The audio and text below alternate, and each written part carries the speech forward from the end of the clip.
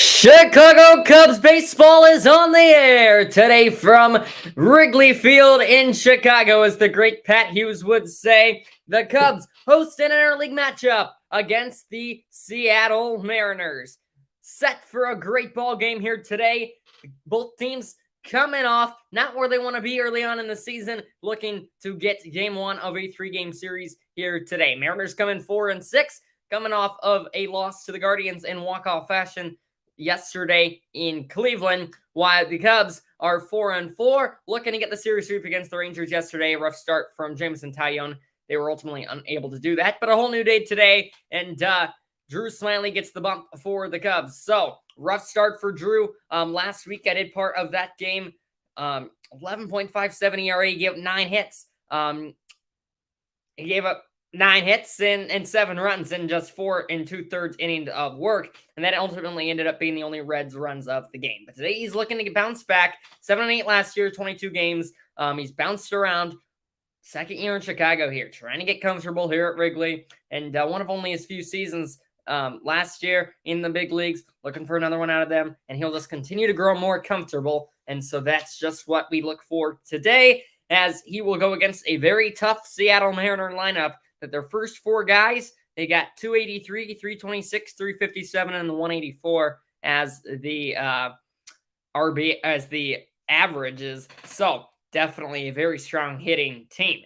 Cubs defensively, they go the Gold Glover Happ and Bellinger left in center in the infield or in the outfield, and then they stick Miles Mastrobuoni in right with Wisdom, Swanson, Horner, Mancini in the infield. Smyly Gomes the battery. Here comes Julio Rodriguez, and we are underway in Chicago. To the youngster Rodriguez, who fouls the first pitch of the ball game back behind the plate. It's Junior Valentine getting the call behind the dish. I think my score prediction, nice day at Wrigley. The wind's pretty slow. I think we see a few balls out. I got 6-4 Cubs. Second pitch to Rodriguez, misses up and in. In just 1 year in the league, this guy's put an unbelievable mark next to his name. Silver Slugger, All-Star, and Rookie of the Year last year. Third pitch of the outing for Smyly, bounced off the plate on that bender, a bit low. Rodriguez on a nice hitter's count here. 2-1. Nice night at Wrigley. Good crowd. The Cubs look to get back to their winning ways. 3-game win streak ended last time out as Rodriguez got a fastball right through the right center cut. All he can do is pop it up and over the screen. Count now even at 2s. To the Mariners leadoff guy here in the top of the first. Mariners come in at 4-6, 4th in the American League West. Cubs 3rd in the NL Central at 4-4. A mistake from Smyly there as 92-mile-an-hour fastball kind of leaked right over the heart of the plate there. Once again, Rodriguez pops it. Foul.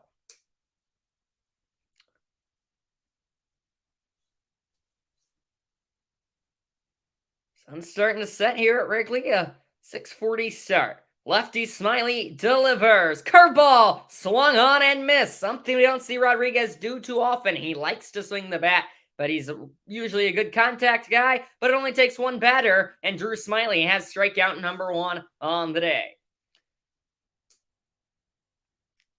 Went off speed there. Got Rodriguez off on the first on that front foot. Quickly went away. Efficient batter there by Smyly, and now he'll face another righty in the form of Ty France. First pitch of the at-bat catches the outside corner. Junior Valentine, the home plate umpire, with a bit of delayed call there. Smyly, a good spring, so it was kind of odd to see him have such a poor outing last time out, but, I mean, sometimes we see that in their first start of the season. Another backdoor curveball. Set back to the screen by France, quickly in an 0-2 hole. Quick 326 hitter already in the season, All-Star last year. Came over from San Diego a couple of seasons ago. Waste pitch there from Smyly as he bounces it in.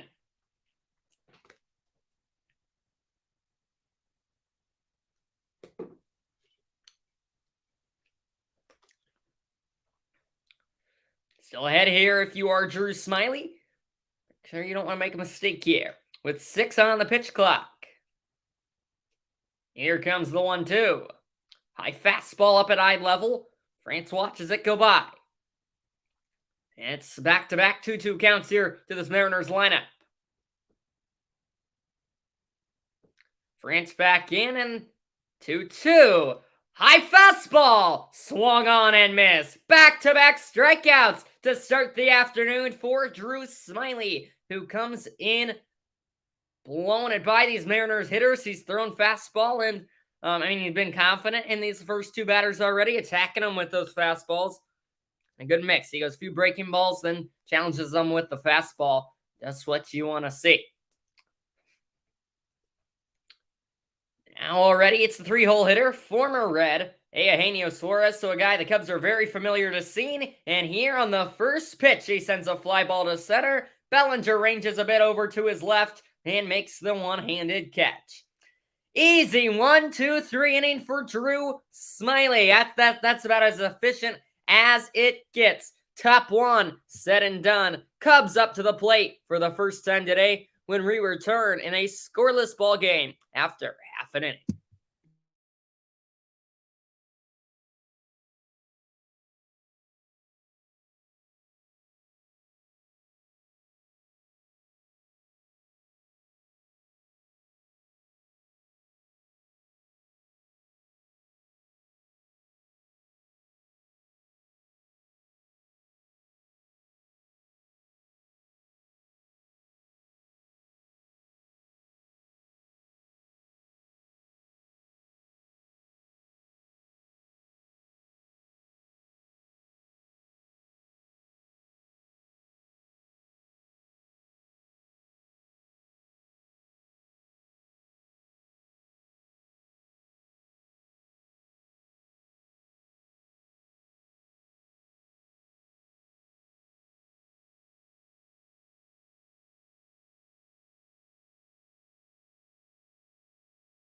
Bottom one, I should say. Here we go. Back at it from Wrigley. Drew Smyly sets him down 1-2-3 in the top of the inning, putting up a big donut in that top of the first scoreboard. That's the start you're looking for if you are Drew Smyly. But now we get a look at the Mariners right-hander, Luis Castillo. What a start to the season for him. In 2 outings, he's 1-0 with a 0 ERA. He's given up 3 hits. Yes, 3 hits in 2 outings and 11 2/3 innings of work, and he's yet to allow a team to score against him. All-star in 19 and 22. He's coming off a season where he was traded over from Cincinnati. Another guy the Cubs are familiar to seeing, and it is Nico Hoerner to lead off the afternoon for the Cubs. Batting .306 already, 11 of 36 on the young season to start. First pitch, he'll tap foul over by the Cubs' third base dugout. Quickly back in there for second pitch. Gets a fastball right down there at the knees. Dipped a bit under that one.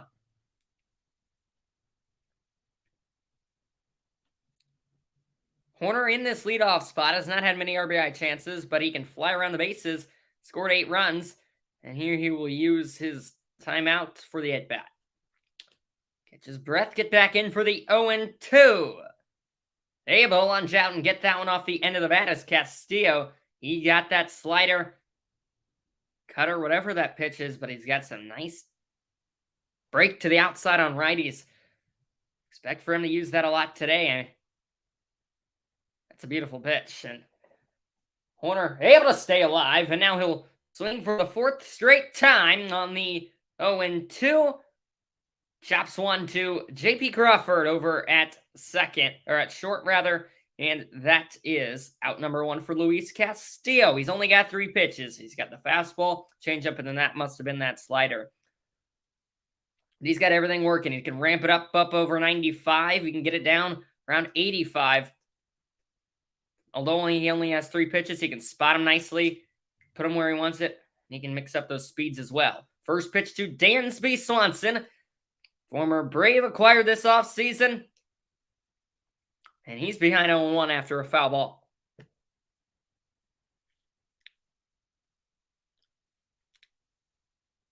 Dansby a bit out in front of that slider, taps it off his foot in the box. And Castillo once again ahead, 0-2. pitch usage over the years, we've seen Castillo go a lot more towards the fastball. This time he mixes it up with that change piece. I mean, it's not where you wanted. It was kind of up, but not what Swanson was expecting, as Tom Murphy was lining up a bit inside, but leaked over the middle of the plate. Swanson can't do anything with it, so it works out as Castillo's first strikeout of the day. Let's look at the Mariners defensively. They go Pollock, Rodriguez, Hernandez left to right on the infield, Suarez, Crawford, Haggerty, Ty France at first base, left to right on the infield, battery with Castillo, and then the catcher, former Tiger Tom Murphy. Switch hitting, Ian Happ goes on the left side against the righty. 0-1 is popped up, third base side. Tracking back on it is Eugenio Suarez, calls off the left fielder A.J. Pollock, and in foul territory, the play is made by Suarez. Oh, a speedy first inning. Both pitchers coming out and dominating. Both sides go down 1-2-3, and we now head to the second. Cubs, Mariners remain scoreless. Second inning coming right up as Micah Johnson says hi. Don't go anywhere. We're back in a minute.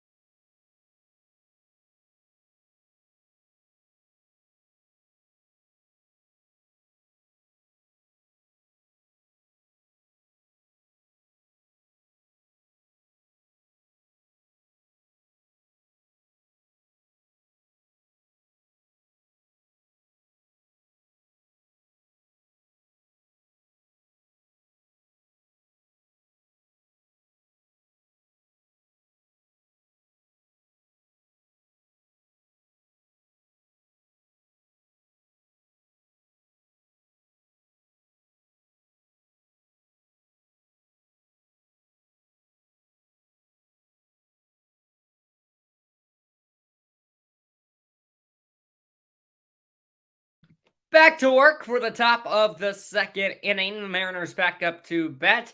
They cannot figure out Drew Smyly, the top three guys in the order, first time around. Here they look to get it going in the second inning. He'll start with the former Astro and the newly acquired Mariner came over from the Blue Jays, Teoscar Hernandez. The righty stands in against the lefty. Smyly, first pitch right down the middle. Junior Valentine calls that one strike number one. Hernandez only batting 184, still time to make it up with 2 homers, 5 RBIs. But has not found a lot of success early on, but still plenty of time to make it up as still got about 152 games to go. 1-1 count here to Hernandez. Challenged him with a fastball that looks like it was a tad up, maybe a bit outside as well. Hernandez last season in the top 5 in the hardest hit rate for the major leagues. So if he gets a hold of one, it'll come off screaming. 2-1 to him. Weaves through it. Smyly goes to that fastball again. He's done it a few times here in this game. He's yet to have a Mariner even really make contact with it. 2-2. Swung on and missed. The curveball at the knees. Hernandez caught waving at it. It's the third strikeout already for Drew Smyly. How about that? He got the first 2 on the fastball. He had just gone to the fastball. That time he goes with the curveball. I mean, Hernandez is almost done with his swing by the time that one's at the back of his across the plate. Third frontwards K of the afternoon for Drew Smyly. And in steps A.J. Pollock, who's been everywhere pretty much. He's been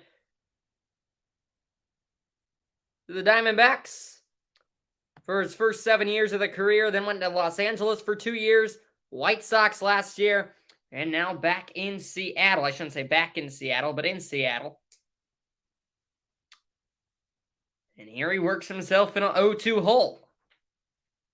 Just 5 of the 10 games so far for the Mariners this season. Pollock has played in, batting .214, 2 homers, 5 RBIs along as well for him.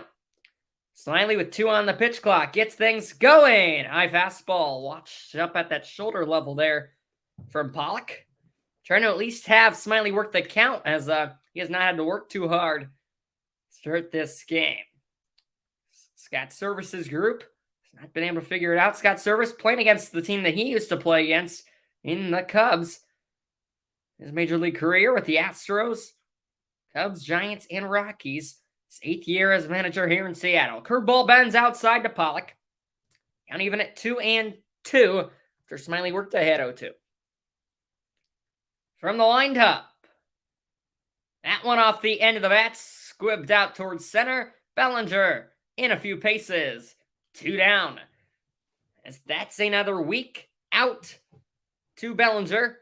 I mean, there hasn't been much variety in this game. We've seen, for the Cubs, ground out, strikeout, pop out. Mariners have gone strikeout, strikeout, fly out to Bellinger, strikeout, fly out to Bellinger. So, a lot of the same stories here. And at Wrigley, where the wind is not very active, you don't see that too often. So now here is Sam Haggerty. Gets the spot. The 6th spot today, and he's playing second. Fastball catches the top clip of the zone. Looked like about the same spot where that first pitch of the at-bat was. That time, Junior Valentine gives him the benefit of the doubt. Haggerty traded from the Mets back in 2019, where he only spent about half the season. Now, with Seattle. 2-1 here to him as Smiley missed high with that last fastball. Let's see if he goes low here. No, he goes off speed and kind of missed up with it, and Haggerty sends it first base side. Sits about 10 rows up on those seats above the dugout, and we'll do a 2-2.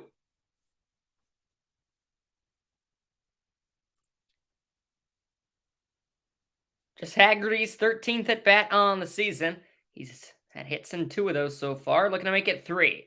2-2. Fastball popped up on the infield. Horner, Mancini both emerge to it. Horner calls Mancini off, and that is another 1-2-3 inning for Smiley. We're hitless through an inning and a half here at Wrigley. Smiley dealing. Can Castillo keep it going for the Mariners when we return? Smiley sets him down in order for the 2nd straight inning. Can Castillo answer with another one of his own? Back in a flash. Donuts on the board. 0-0. Cubs Mariners just getting started.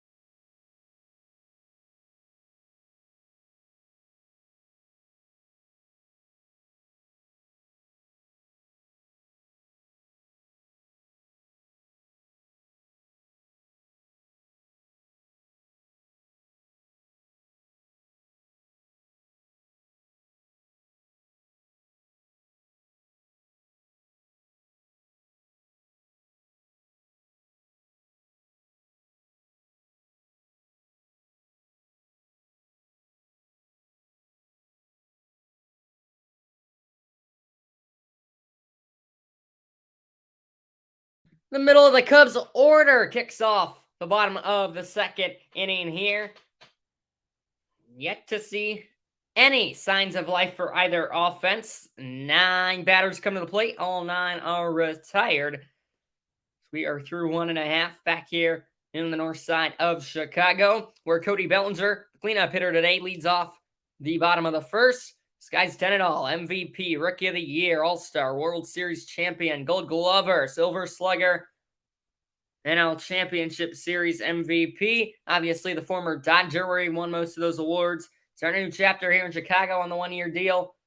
Would love to have a great year, see if the Cubs want to re-sign him. But, I mean, after a rough start, he's caught on.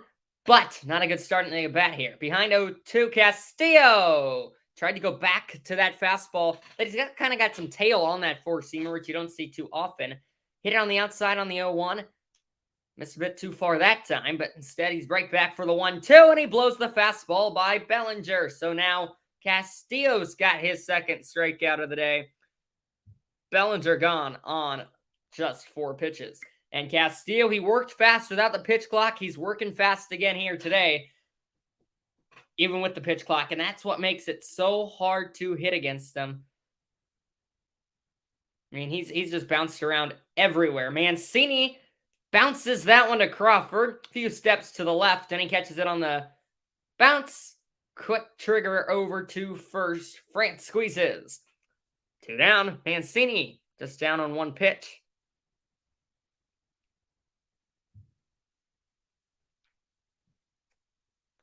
But he's been with the Giants. He's been with the Marlins. Been with the Padres. Back to the Marlins. Now the Reds. And then the Mariners. So, it's been everything.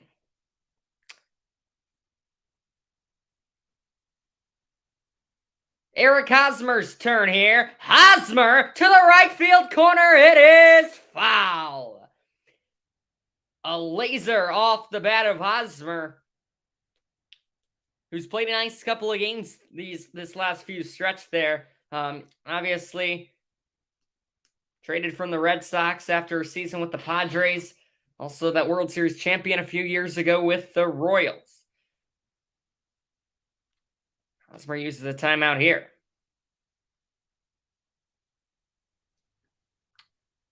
0-2 Castillo, there will be a 17th pitch. Right on left. Hosmer bounces it foul. Do it again. Castillo just getting up there and going. Not giving the batters hardly any time. Another 0-2. Hosmer off the end of the bat, loops it into center. It touches down in front of Rodriguez. A 2-out single for Eric Hosmer. Sometimes it's not how hard you hit it, it's where you hit it. Beautifully placed as he practices the golf swing with that one. Scrapes it off the top of the dirt. Good extension through that one, and he's just able to get enough behind it where it pops into center. 2-out base runner for the Cubs. Hosmer reaches on the game's first hit. And Patrick Wisdom will get a chance to bat this inning as Castillo pulls that first pitch of the at-bat. That's a good job by Murphy, veteran catcher, to get over there to prevent that one from going to the backstop.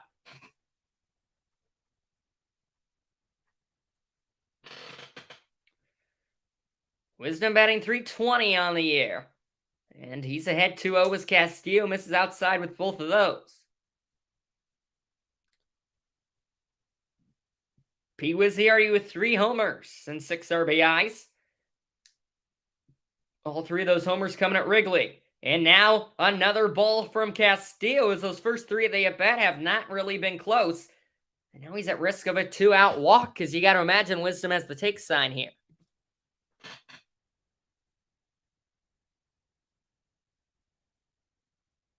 See what Castillo can do on the 3-0. Wisdom, it does have the green light.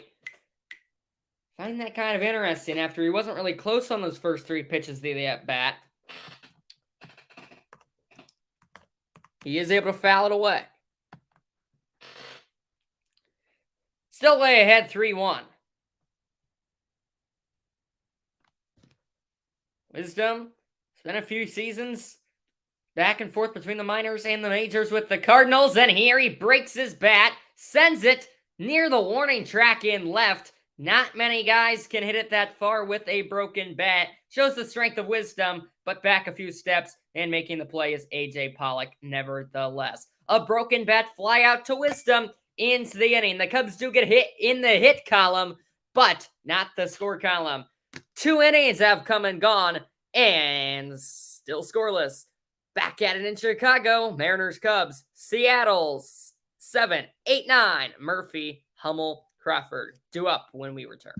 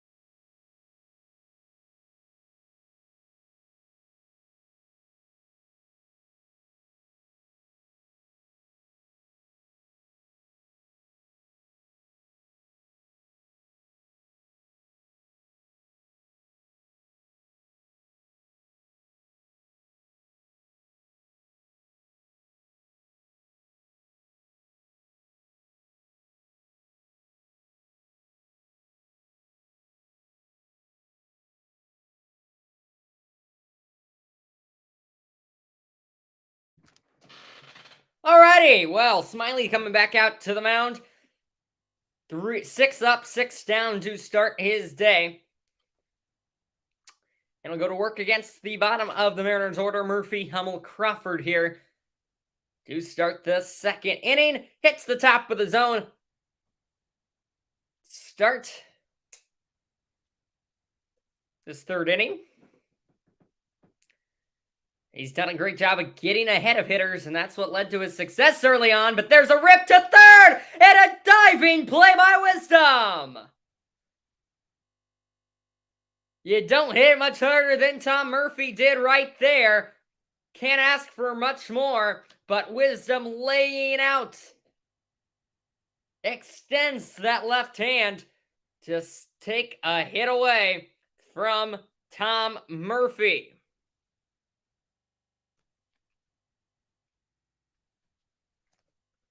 7 up, 7 down for Smiley. There's one of the rare first pitch balls of the outing for Drew.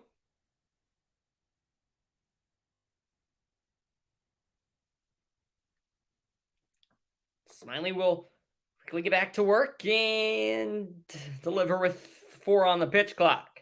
Here it comes. Fastball pulled a bit inside at 89 miles an hour. A few ticks down there. The 8-hole hitter, Cooper Hummel. A nice hitter's count 2-0. Make it 3-0. That one down and in. So, Smiley at risk of ruining the perfect game. Which in the third inning you weren't thinking too much about. 3-0 on that bottom corner of the strike zone. Make it 3-1. Hummel just with 11 at-bats so far, hitting one of them. Good for 91 batting average. Ripped to short, but a sharp play from Swanson on the backhand. Guns out Hummel. Smiley works back from behind. 3-0. And he makes it out number 2 in the third. As Hummel hits it hard, but right at Swanson. I mean, these 7 and 8 hitters and Tom Murphy and Cooper Hummel, they both hit it hard, which we really haven't seen off Smiley today. But finally, defense getting some work and looking good once again. The defense has been the story this season so far for the Cubs. So now J.P. Crawford, he's had another lengthy career with a couple of different teams. Smiley delivers the first pitch strike before going with the slide ball, missing a bit outside on the 0-1. Count even at once. It's a left-on-left matchup here to the Mariners' 9-hole hitter with 2 away in the top of the third. Crawford, the former Gold Glover. This one in the hole, or maybe not. Hoerner gets over there in time. What a play by Nico! And it is another breezy inning for Drew Smyly. It looks like that one fit underneath the leather of Hoerner, but just when you think it does, Nico gets over there to make another unbelievable play, which is just what he does. Mariners down in order for the third straight inning. No for Drew Smyly through 3. Cubs back up. When we return, it goes Gomes, Mastrobuoni, then back to the top with Hoerner. In a moment from Wrigley.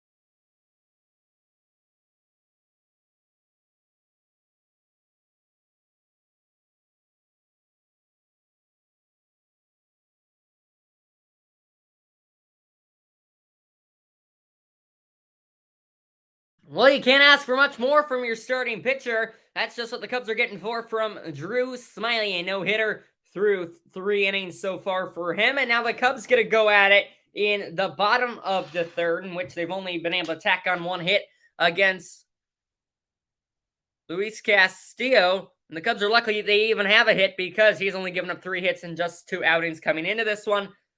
Already has given up a hit here in the first few innings. Cubs back to work, bottom 3. It's Yan Gomes to lead it off. First pitch of the at-bat. Castillo goes and attacks him and gets ahead. One-time All-Star for Gomes. 2019 World Series champion with the Nationals, the catcher on that team, and he also won a Silver Slugger back then as well. Another guy who's played with plenty of teams. Blue Jays, Indians, Nationals, and here he is down on 3 pitches, however. Just to name a few more teams, the A's, then the Cubs, and he's finally played just a few seasons here in Chicago. But a strikeout quickly on 3 pitches there, as he didn't put up much of a fight.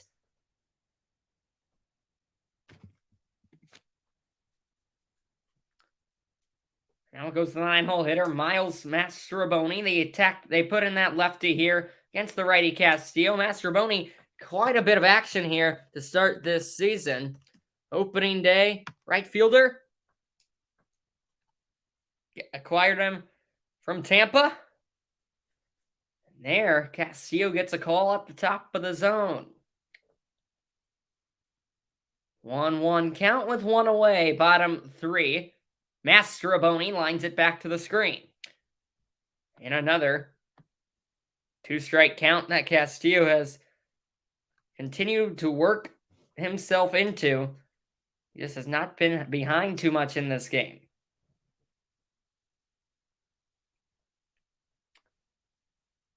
Mastrobuoni, 14 at-bats in a couple of games. Looking to avoid a strikeout. 1-2. Mastrobuoni on the ground. Diving stop by France. Flip to Castillo. And it beats Mastrobuoni by half a step. Oh, the defense is on full display tonight on the north side. As France lays out, gets up in time to deliver a dime on the flip to Castillo, who was over covering the base. And that'll be a 3-1 putout of Mastrobuoni. He's one of the few Cubs that have put the ball in play, and one of the few Cubs that, I mean, maybe only the only Cub that hit it hard, because Hosmer got a base hit, but then it hit it very hard. Here's a guy that can hit it hard. That's Nico Hoerner. Great fundamental player, does just about everything right. Signed to a 3-year extension just the other day through 2026. Very excited to be here in Chicago. And just last year, he was 8th in the National League in batting average. So that just tells you all you need to know about Nico Hoerner. And he's worked ahead here too. Oh, and that's a laser up the middle and through for another 2-out base hit, the second of the inning. He had a hit just about identical to that yesterday against New York. Right back to where it came from is what they tell you. Right back to where it came from is what you get from Nico Hoerner. And that will give Dansby Swanson a chance to bat this inning. Struck out last time up. To avoid doing that again. Castillo. Slider.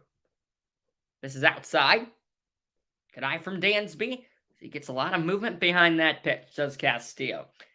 Dansby over from Atlanta, where he spent the first few years of his career. The big signing of this offseason for the Cubs. 7-year deal.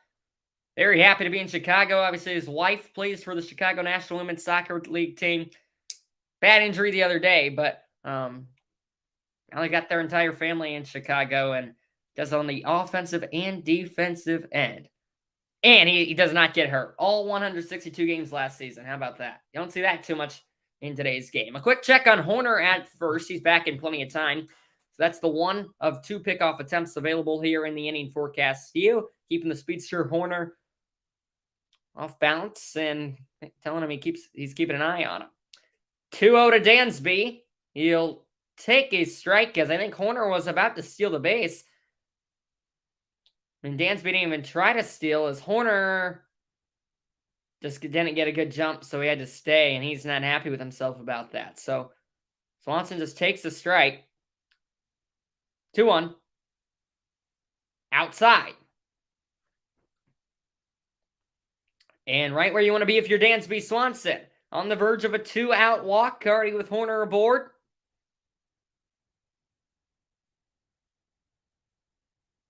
Base hit ball 4s here, what they used to tell you. 3-1. Dansby sends it to right center at the track. It is caught. Leaping up against the ivy is Teoscar Hernandez. Takes an extra base hit away from Swanson as he was inches away from his first homer in a Cubs uniform. Hit it hard, hit it well. Just missed. First homer here in Chicago did Dansby Swanson. Drew Smyly back to work when we come back. It's a pitcher's duel early on in this one. Heading to the 4th. This game's moving right along. Back from Wrigley in a flash.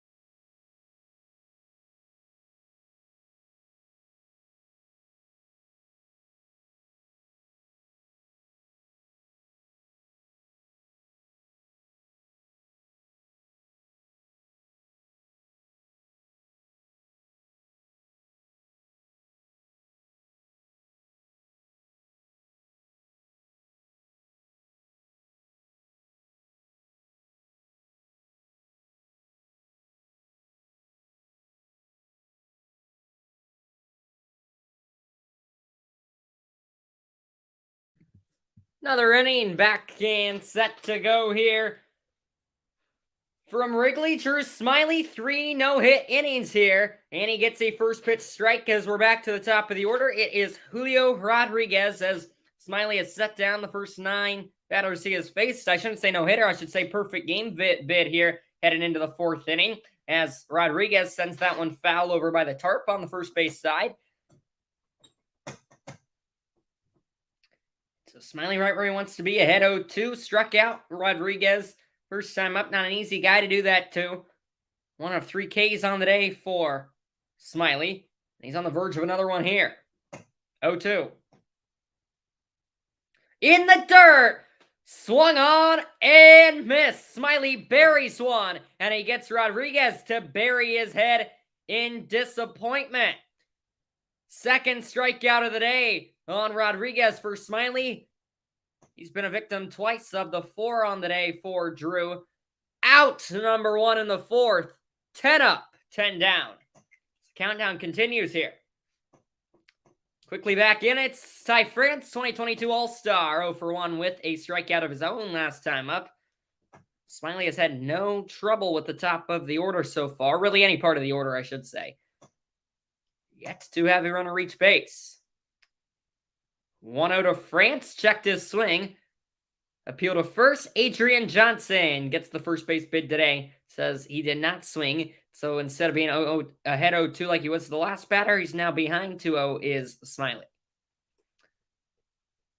Beautiful sunset at Wrigley tonight. Pink sky. 2-0. France waves on that one. Caught him chasing there.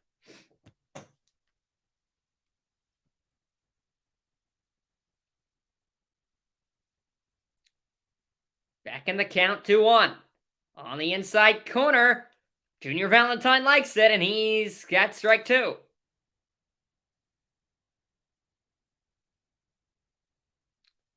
Count now 2-2 for Smyly. To France. Popped up. First base side.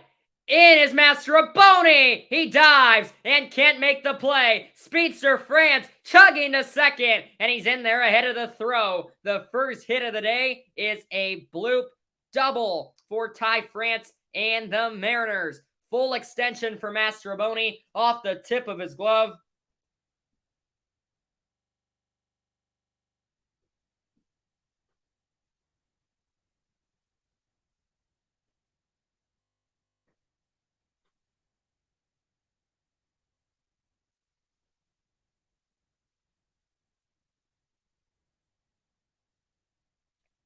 And France, who's got a lot of speed, able to push in there in time. But you can't complain about the effort from Mastrobuoni.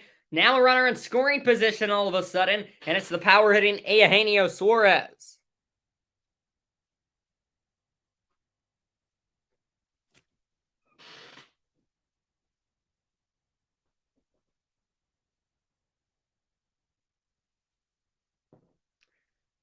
Now Smyly will step off here and check that runner at second in France, who is a speed threat, as I mentioned.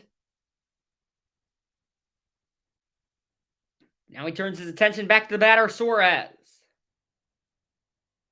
Fastball right over the heart of the plate. Smyly's I mean, you can't say it's been perfect. He's made a few mistakes here. The Mariners hitters have just not been able to quite connect with it. Even on their lone hit of the day, it was just all it was a pop-up. But with France's power, outfielders were playing a bit back, so Mastrobuoni could not get to it in time. Spikes that one there on the curveball, did Smyly.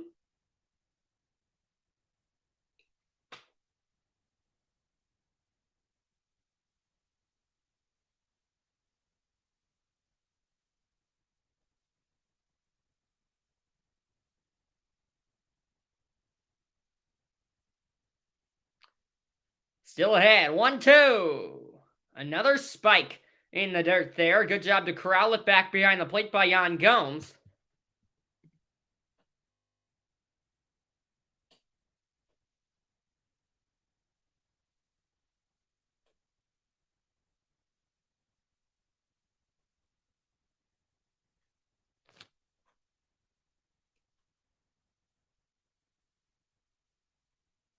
And we'll go 2-2 here. Pitch clock getting low. Smyly gets it off with 2 to pitch.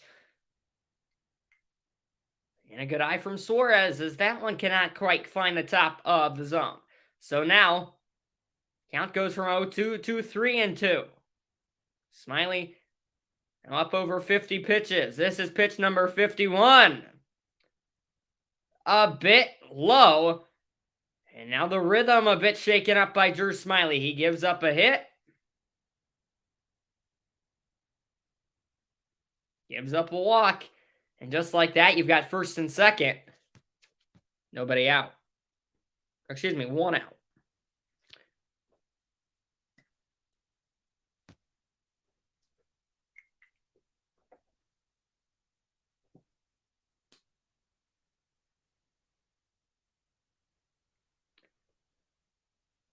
Oh, man. Yeah, Gomes is going to go out and visit. No, he's not. Looked like he was. Said he'll just take a few extra steps to give Smiley that extra time. We talked about that coming into the season, that's something that we could see catchers do a bit more. And try to hold on to that ball a bit, giving the pitchers the more time, obviously, with that pitch clock.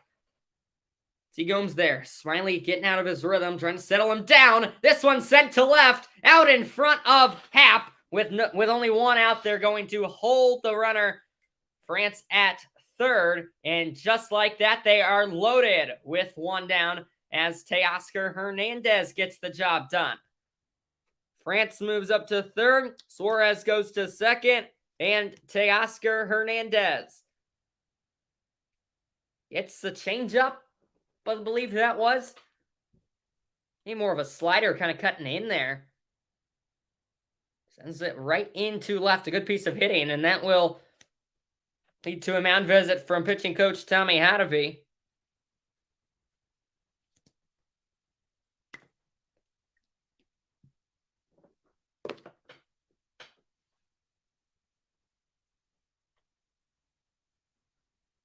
It just went from great to immediately downhill here for Smiley. You got first 10 batters of the games retired in order. 4 strikeouts, and then you give up blue pit, walk. And those are the little things that can just get a hitter out or a pitcher out of his right mind and sometimes screws with you.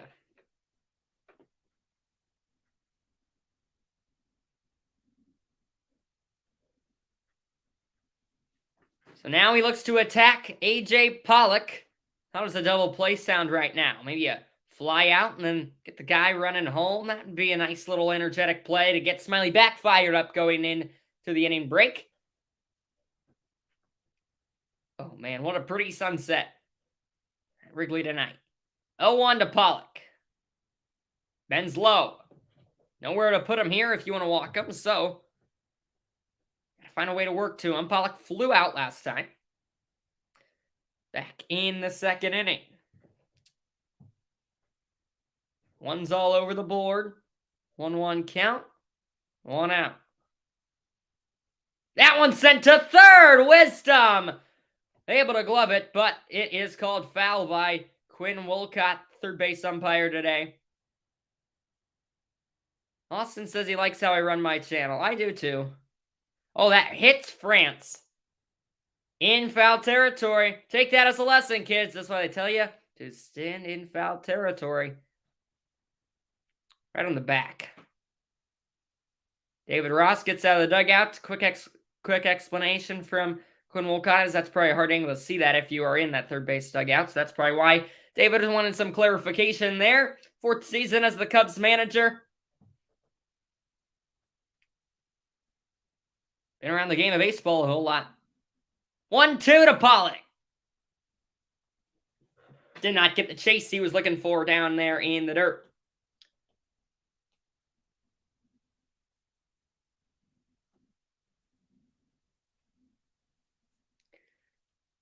But still a ball to give here. Let's see what Smiley wants to go with. Gomes sets up outside. It's a hanger. It's belted to left. Camping on it. And making the play is Happ. He'll fire to the plate. France is in ahead of the throw. And the Mariners strike first on A.J. Pollock, sac fly.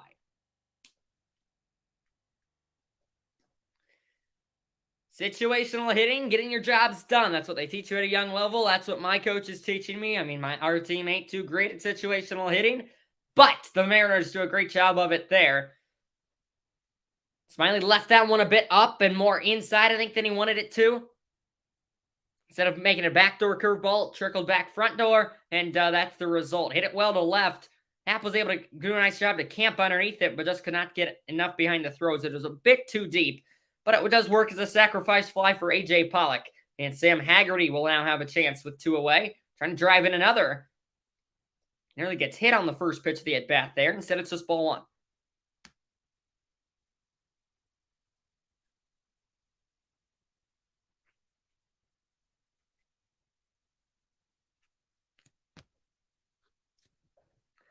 First and second, 2 away. And with that ball, it's 2-0.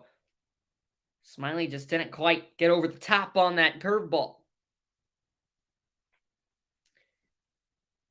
Outfielders shaded a bit to the left. Obviously, you can't shift dramatically, but are able to shade a bit over the left side. 2-0. And Haggerty now ahead 3-0. So it looked like, according to K-Zone, that one clipped the top part of the zone. No call from Junior Valentine. And now Smiley at risk of walking Haggerty, which would once again load the bases. 2 out walks, they kill you. From the stretch, the left on right matchup.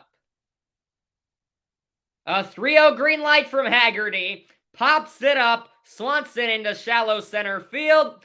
Able to get underneath that one and retire the side. Mariners do pick up the game's first run. 2 hits in the inning, 1 score. And we will go to the bottom of the 4th. Cubs looking to answer as Castillo is back on the mound. We're back in 30 seconds. 1-0 Seattle.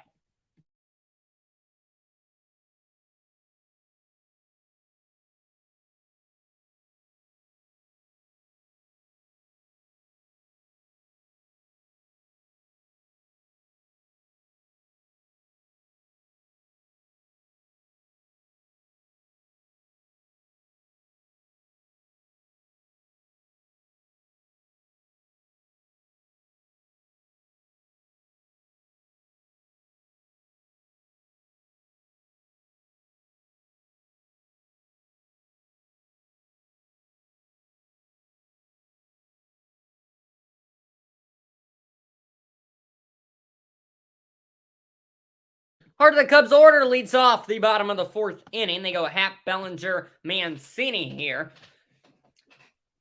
0 for 3 on the day for those 3 combined. But looking to change the script here, the Mariners show that they could do it as they quickly got that quick turnaround there in the 4th inning of their own after Smiley was dealing, pitching a perfect game bid for the first 10 batters of the game before second time through the middle of the order for Seattle, they were able to catch on. Let's see if it's the same story for the Cubs guys as it was to start last inning, or to end last inning, where we saw that Horner single and then that fly to the wall in right for Dansby Swanson. Let's see if the same goes for Ian Happ, as we'd like to see some more hard contact here. Hopefully find some gaps as well. Let's bat around in this inning. How about that? I need to figure out what to do in my scorebook if we bat around, because I don't know. We should be fine, though. All right. Ready to go, man. This ball game is moving right along as Ian Happ takes strike number 1. Backdoor curveball from Luis Castillo. Now he challenges him with a fastball. It tails away, but outside. A few inches up above the plate as well. Castillo just works so fast. Tough to keep up. Ooh, another one. That Junior Valentine thinks catches the clip of his own. K-Zone on the screen disagrees. Now he's putting in Happ behind 1-2. Make it 2-2 as Castillo throws that one a bit. 2-2. Luis right back in there. 43rd pitch of the outing. Right on left, Happer sends it to the left field corner, and it slices into the seats. We'll do it over. The Pittsburgh native Ian Happ, the University of Cincinnati. That one misses. Another pitch that misses up high, I should say, there from Castillo. All 3 balls of the at-bat have missed up there. Happ, the one-time All-Star and Gold Glover. Looking to put another great season to his name, and that's a start. A leadoff walk here in the 4th inning for Ian Happ. As he comes back from behind 1-2, ends up drawing the walk, and now the Cubs have a leadoff base runner for the first time in the ballgame. Here is Cody Bellinger to follow. Out the Mariners infield's now gonna shade a bit to the right. How about a ground ball right down the third base line? That'll work out nicely here. Bellinger, big swing on the first pitch. Castillo knows his weakness. He went up with the fastball. Right where Bellinger struggles to get it. Strikeout victim first time up. Quickly behind here. Castillo will check on Happ, who scrambles back in time.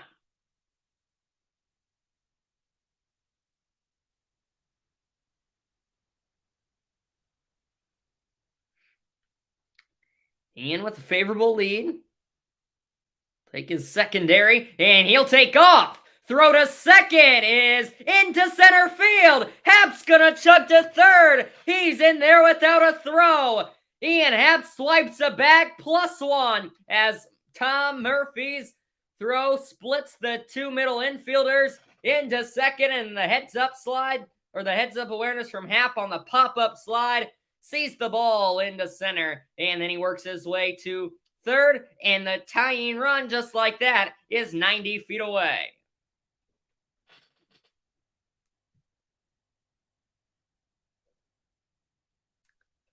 Now Bellinger just looking to do a job. Ground ball, fly ball works. Anything to bring him in.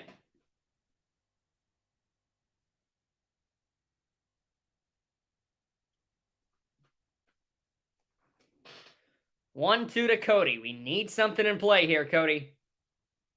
Foul ball to stay alive. Bellinger, we've seen him hit well in the biggest spots over his career. We've also seen him try to do too much in the biggest spots over his career. This is a time where you just need to put the ball in play. Don't need to try to do too much. Pitch number 50 from Castillo. Bellinger flares it foul.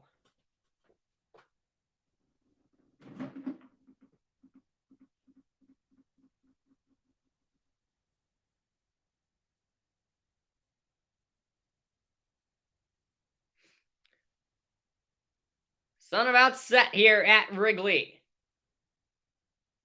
One of the first night games of the season, if not the first. Bellinger, another foul ball. At bat continues, and it remains 1-2.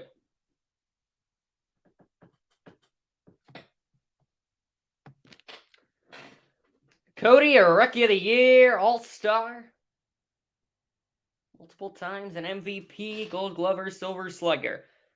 What a career for Bellinger, and there's a fair ball down the first base line, past the dive of France, into the right field corner. Bellinger goes to second. Hernandez chases it down, but not before.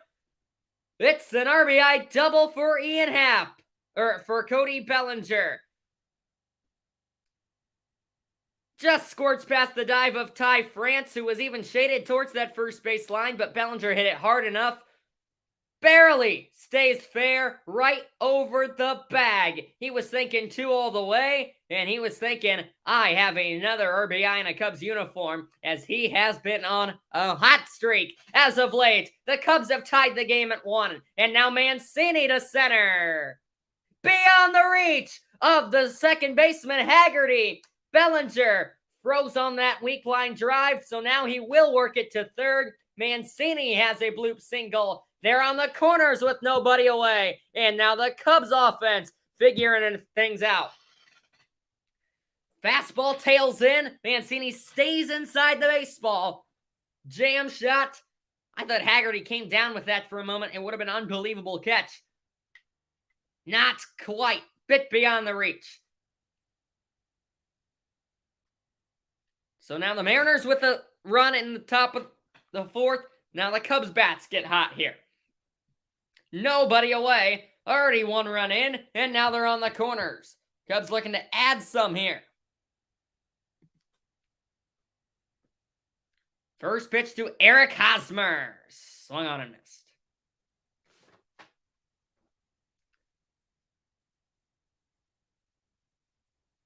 Hosmer, a 4-time Gold Glover. Cubs got him for his offense, or for his defense. Offense hasn't been there the last few years. Been a different story here as he smacks this one to left. 1 hops in front of Pollock. Bellinger jogs home. Mancini holds tight at second. Eric Hosmer delivers. It is the third straight hit for the Cubs, and they have their first lead today, 2-1 Chicago.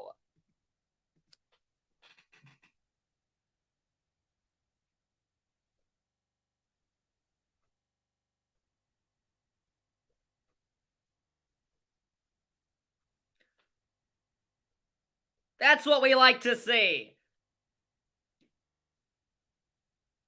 Everybody getting some action on the offensive end. Hits from Bellinger, Mancini, and Hosmer, all the new guys. And now Wisdom gets a chance. First pitch, checked his swing, but they say he went. Went around pretty clearly there. Behind 0-1. But the Cubs, 3 straight hits. 2 straight runs. And they now lead 2-1. Still 2 more out there on the base paths. Wisdom. Another check swing. This time did not cross the plane.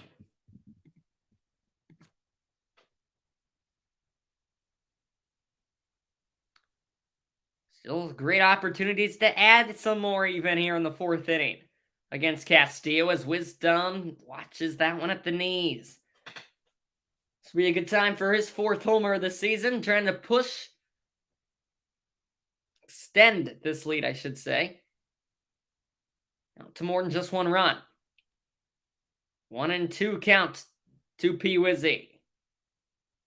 Spikes there for Castillo. Drawn even at 2s.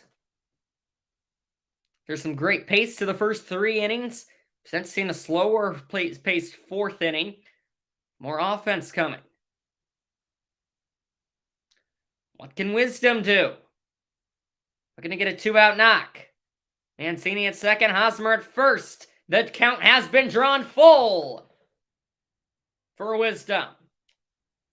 Castillo, just like Smiley was in that 4th inning, he's been drawn out of his rhythm. He's already had 22 pitches in the inning before recording an out. Full count delivery to Wisdom.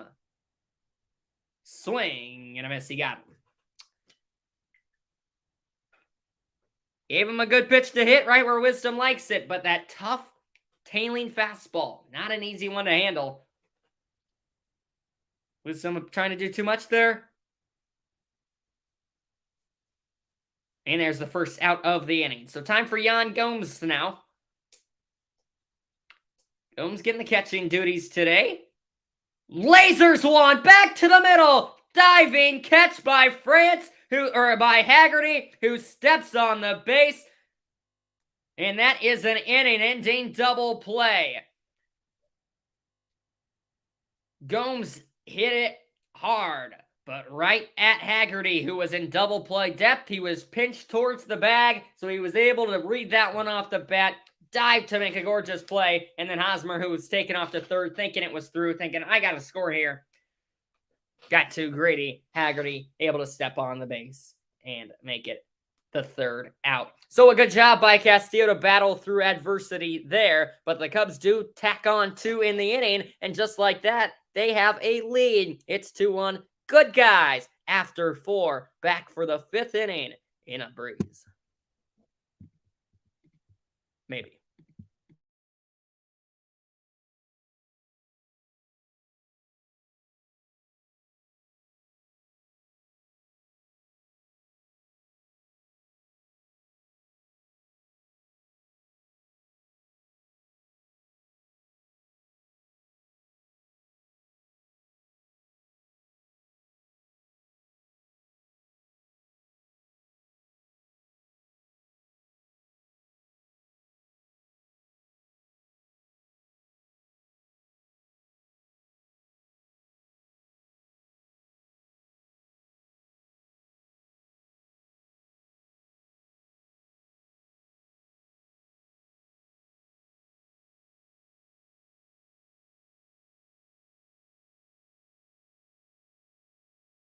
Back for the 5th inning of work for Drew Smiley. Back for the 5th inning of work for the Mariners lineup, who figured Smiley out last time around. Same with the Cubs there with Castillo. I saw at the break that hit from Hosmer last inning makes him now 12 for 18 all time against Luis Castillo. Interesting little stat there. All right, Smyly back out there. If he gets in trouble here, I don't know how much longer David Ross wants him out there. He left him out there too long, I think, and I'm not alone when I say that as well. Last time against the Reds. Here looks to avoid fifth inning trouble. Just when he got himself in trouble. Last game allowing a 3-run homer. Hits the bottom of the zone on the 1-0 pitch. 1-1 to Tom Murphy, who leads off the inning. And now 1-2 as he goes back to that curveball, about the same spot.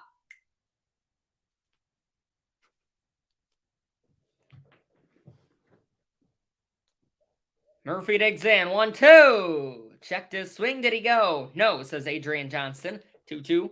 Counter on even.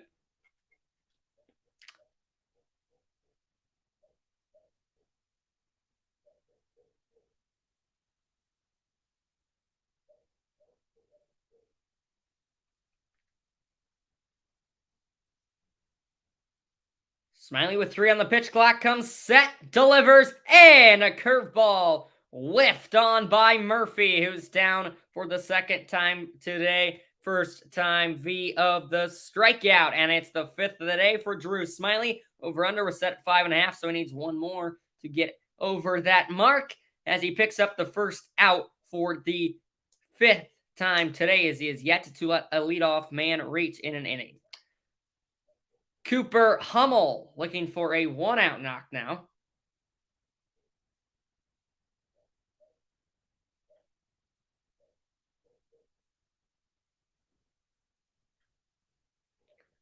One with Hummel.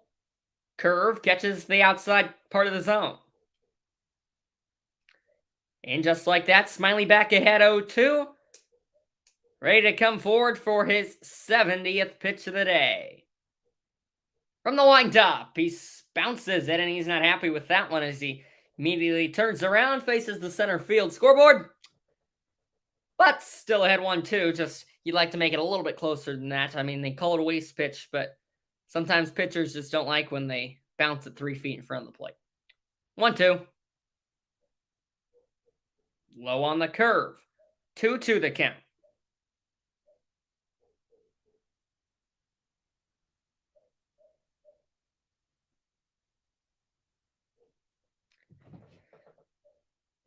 Smyly looking to put one in there, a bit outside. Gomes tried to frame it, but not quite sneak it in there enough.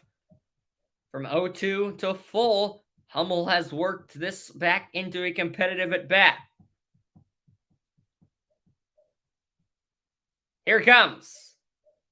He got him swinging on top of that curveball. Smyly back-to-back punch-outs to start the 5th inning.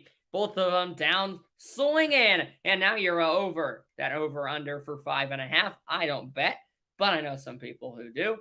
And there is out number 2. And again, J.P. Crawford will step in with 2 away, as the bottom of the order for the Mariners has been almost invisible so far in this game. As if Crawford goes out here, this will be the 2nd straight time. It led off with the 7-hole hitter. I just spilled my water. We'll forget about that.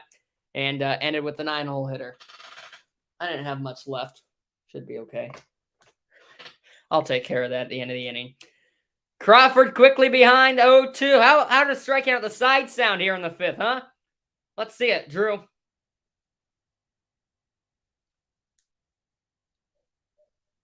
0-2, the left-on-left matchup. Swing and a miss. He strikes out the side. Drew Smyly puts him down in order on strikes. And we're going to the bottom of the 5th. Drew Smyly dealing through 5. It's the Cubs' turn. Back to bat. Gomes, Mastrobuoni, Hoerner when we come back.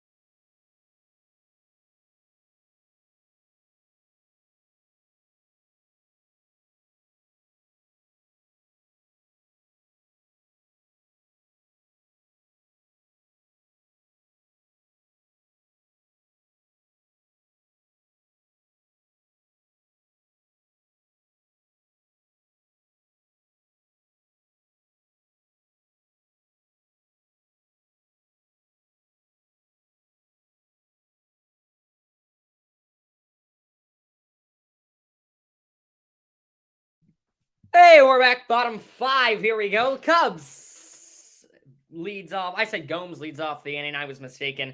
He ended the inning last time up as he lined into a double play.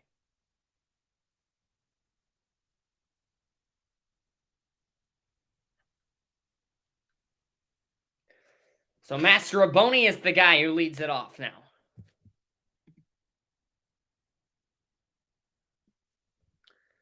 So Brie Beal ended up going to the Lynx, huh?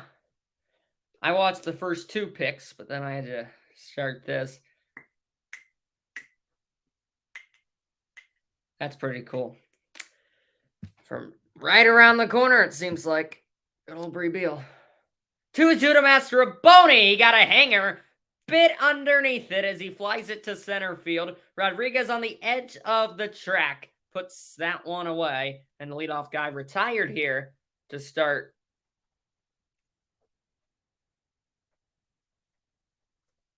the bottom of the 5th.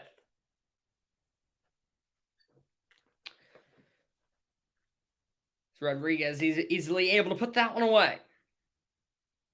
Nico Hoerner, base hit last time up. Curveball top the zone. It's the call. Maybe more of a slider there. So I guess he goes slider, change, fastball. So no curveball in the arsenal for Castillo, which you don't see that too often in today's game. I mean, you're teaching kids now to have a curveball at like 10, 11. So you don't really see many major league guys like that. But for a veteran,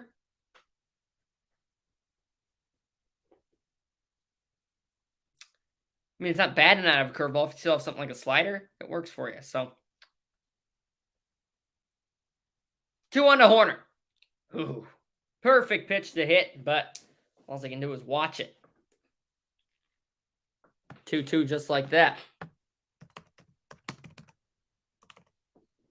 Right on right delivery. Castillo delivers. On the 2-2, Hoerner smacks it through the hole the opposite way. He stays with it, stays inside the baseball, and he has his second hit of the afternoon. Opposite field, grounder through the hole for Hoerner. 1-out single.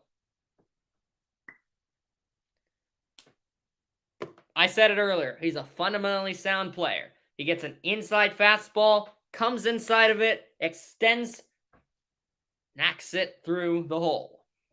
Just what good hitters do. That's what Nico Hoerner is. Now gives way to Dansby Swanson. Hoerner takes off, and he swipes the bag as he's in there under the tag. Head first slide, and he's in time. Scott Service saying, hold up, we want to look at that, and they are going to keep playing. Yep, Hoerner's safe. Thanks for not challenging that, Scott, because I have the numbers on David Ross's challenges, but I have not gotten the numbers on Scott Service's challenges. But the 56-year-old manager says, keep on playing. 0-1 to Swanson. Ooh, put a good swing on it. But can't quite make contact. Flew out to the track. A nice leaping catch at the wall by Teoscar Hernandez last time to the dish. Has Hoerner at second, so a base hit would probably score the speedster. That one low. Tad off the outside edge of the plate, it looks like, as well. Got the eye there from Swanson. But the at-bat will continue. It's now 1-2. In this 2-1 ball game where the Cubs now lead. Both teams got all their runs in the 4th inning, and now Swanson's down on strikes for the second time. Chases the high fastball. Second strikeout of the day for Swanson, and for Castillo, it is K, number 4.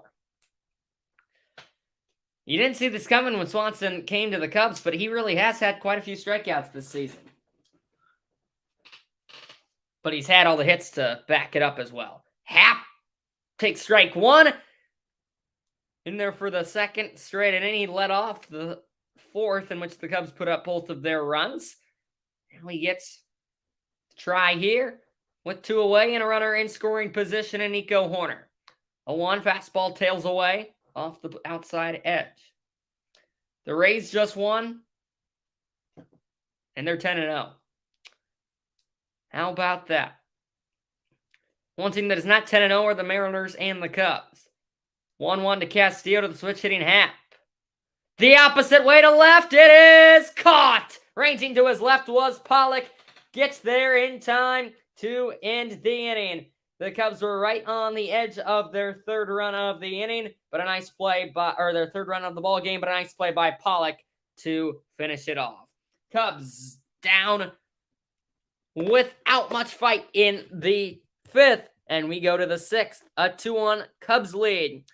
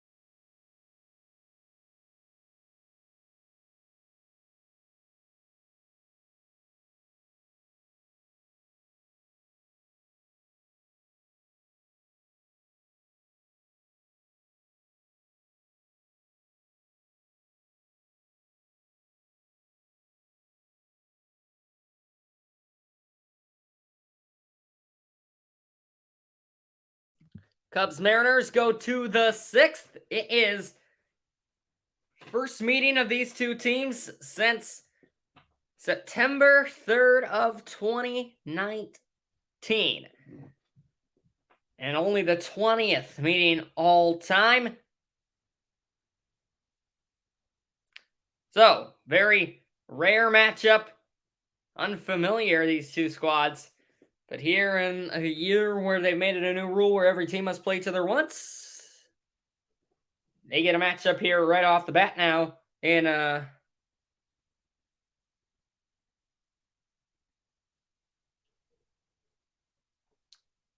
off the bat here in 2023.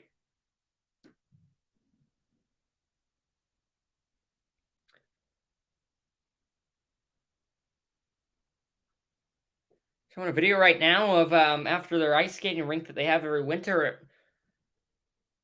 Wrigley. They had to move the lights back up to the top of the stadium, as now in comes Adbert Alzolay. How about that for new pitcher for the first time today? It is Alzolay for the Cubs. Had that starting role a few years ago. They since put him in the bullpen, and here he faces Julio Rodriguez, who flies out on the first pitch, or the second pitch he sees, to the center fielder, Cody Bellinger. Quickly one down, Alzolay gets some. Nice day for Smiley. He goes 5 innings, gave up 2 hits, if I'm not mistaken.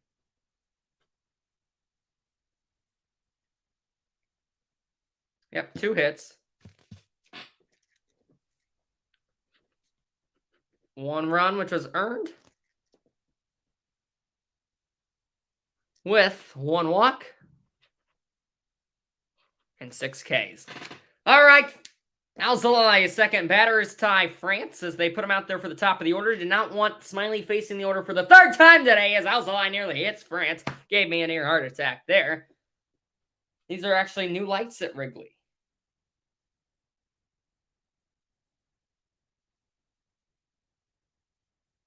Oh, they're those ones that have like that flashing effect when we hit a homer or something. That'll be cool.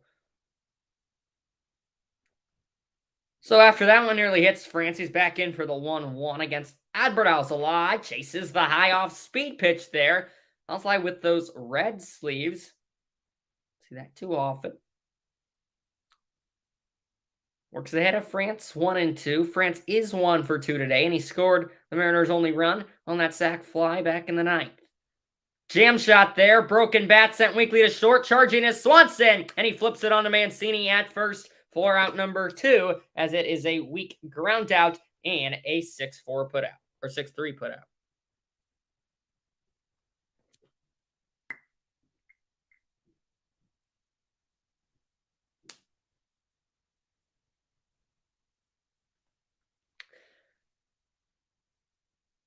So before you could blink, we already have 2 outs here in the top of the 6th.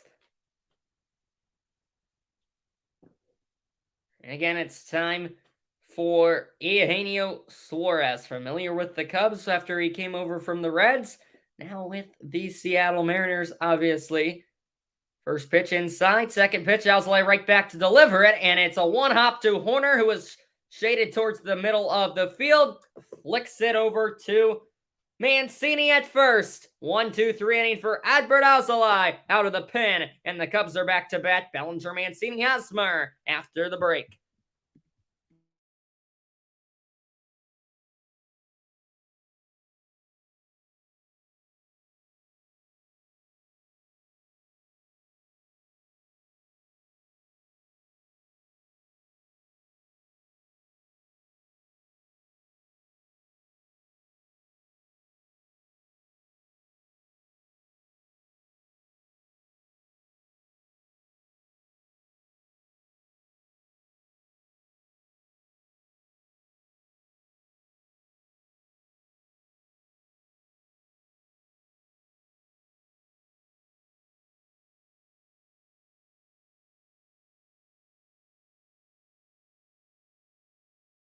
Cubs got the middle of the order coming up in the bottom of the 6th inning, in which they lead this game 2-1 here at Wrigley, looking to get back to a winning streak. Here as they take on the Mariners for only the 20th time all time. The Cubs do lead the meetings record 13-6 in the 19 past matchups between the two. And this is the only series and the only 3 games that these squads will see each other in the 2023 campaign, but they will see each other now every year under the new rules. Plenty of them into effect, the bigger bases, the pitch clock, all of that coming in this year.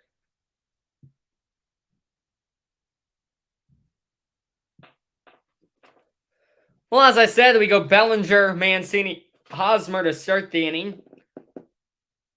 Bellinger with the single drove in a run, and the double that drove in a run last time up. And here he goes again, rolls over the first pitch. Over to cover the base is Castillo. That was a good job by France to get to it, and then he flips it to the pitcher who was covering Luis Castillo, and Bellinger's down on 1 pitch. Second 3-1 put out of the evening for the Mariners. And on Castillo's 80th pitch, he's back through the order for the 3rd time.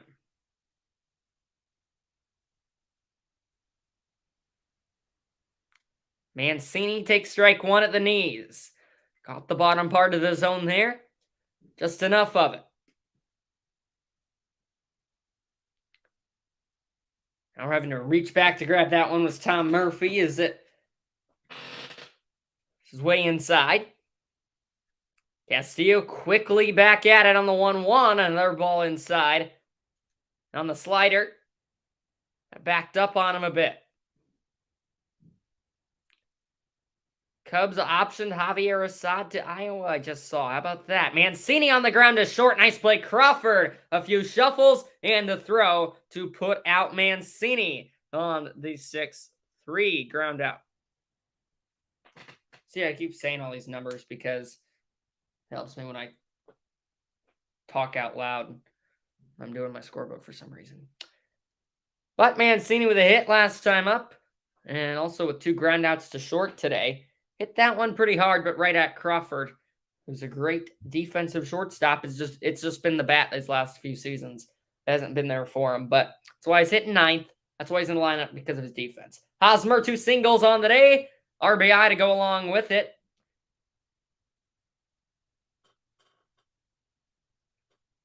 Smacked it to left last time, and then the flare to center first time.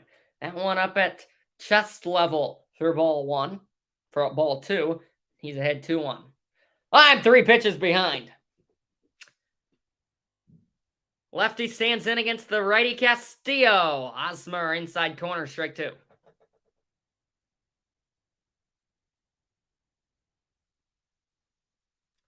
Castillo approaching 100 pitches. This is number 89. 2-2. Hosmer missed it and fouled it away. Not where Castillo wants that pitch, but lucky to get away with it. All Hosmer can do is keep the at-bat alive with a foul ball. Another 2-2. Buried it in the dirt. Good eye from Eric. Hosmer's got some long legs. Let's see how tall he is. Former World Series champion is 6'4", only 6'4". Still some good height on him as there is ball 4. Just missed. K-Zone had it as a strike, but a sharp eye from Eric Hosmer. He can draw walks when needed, and there is a 2-out base on balls,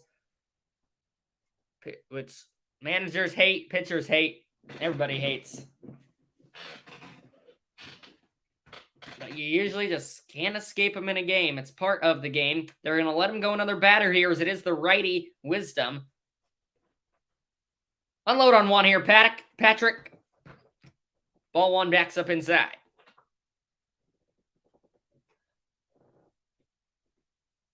Wisdom steps out for a split second, gets back in, and is engaged for the pitch clock hits 8.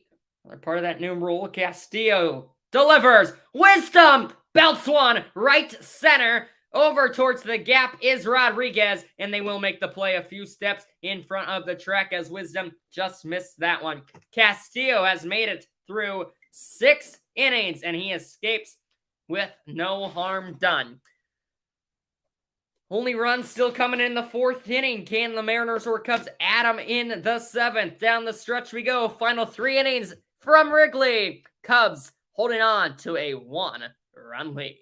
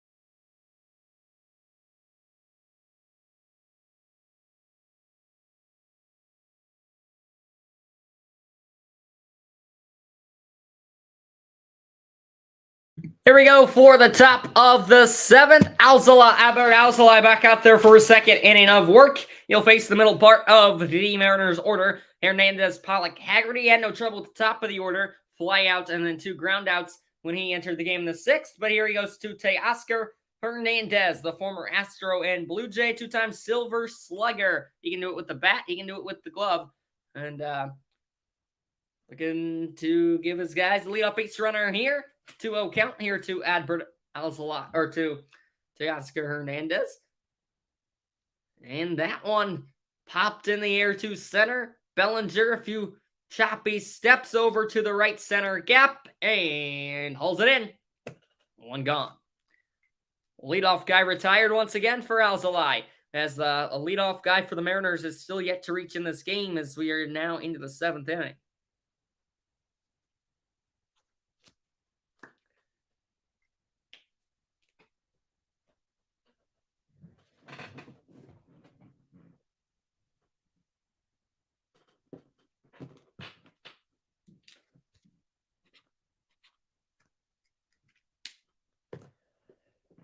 David Ross is not going to let Alzolay face the left-handed Haggard or Pollock. Switch hitting Pollock, maybe. But he doesn't have a lefty in the pin, so they're going to put out a fresh arm. Alzolay comes in to get Hernandez, and now they're going to throw out Pollock, or they're going to throw out a reliever to face Pollock. Cubs not with a lefty in the bullpen, which I do find interesting, but they go to change again. 1 1/3 inning for Alzolay. 0 Ks, 0 walks, 0 runs, 0 earned runs, and 0 hits. So, 4 outs for Alzolay, just what you look for. Now you go to another righty in the pin, looking for a fresh arm to face AJ Pollock, who's bounced around pretty much everywhere. Been in the league since 2012. Was with Arizona. Was with LA. With the White Sox, and now here in Seattle. 14 at-bats on the young season so far. Hits in 3 of them. 2 of them were home runs. So very capable of leaving the ballpark. Cubs looking to avoid that here. I think we'll have a fresh arm to go along with it. Looking to make the all-time record against the Mariners 14-6. They put themselves in a good spot. Up 2-1 here in the pitcher's duel heading to the 7th.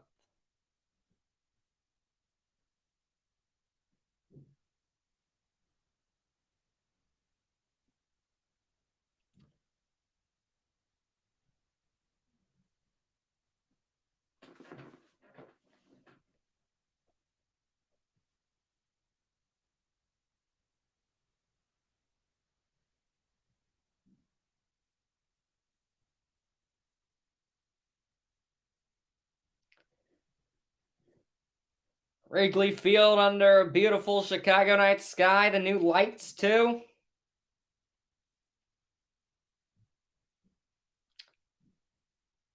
A better place to be.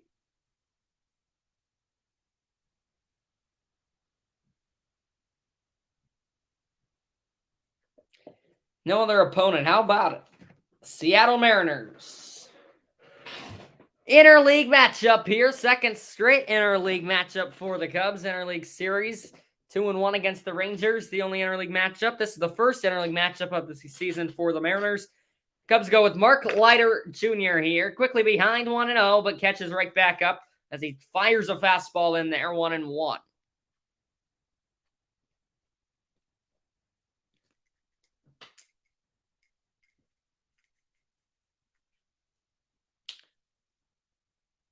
One again.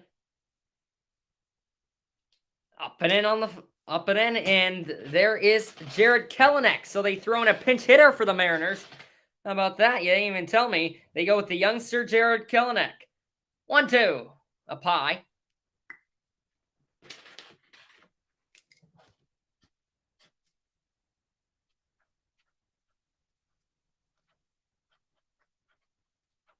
Count even at 2-2. Leiter Jr. to Kelenic. In the dirt. Good eye.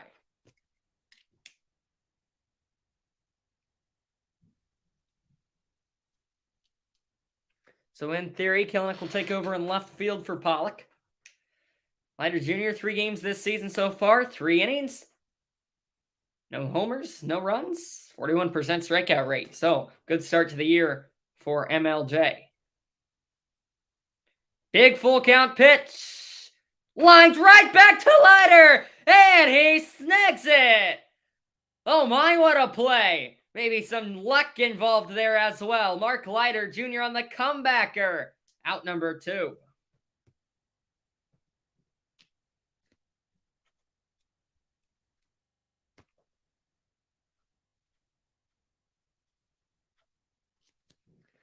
Nothing more satisfying than a pitcher catching a comebacker. Wasn't the hardest of comebackers, as it was kind of off the end of the bat, but still, gotta love it.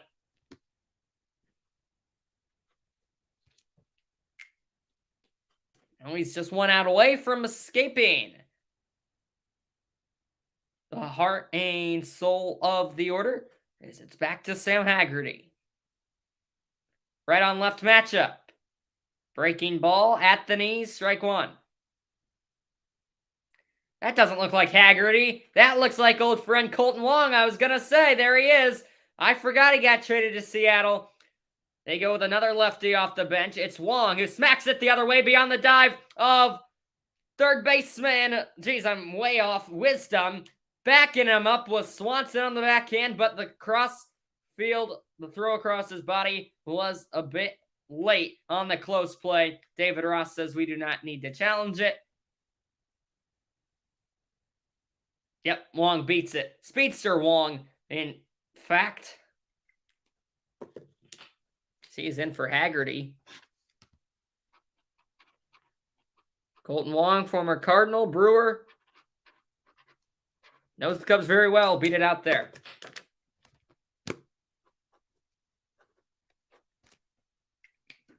Swanson's arm strength not enough there. Good effort all around from Wisdom. Good job by Swanson to back it up. But just the speed from Wong too much. So Wong will take over at second for Haggerty.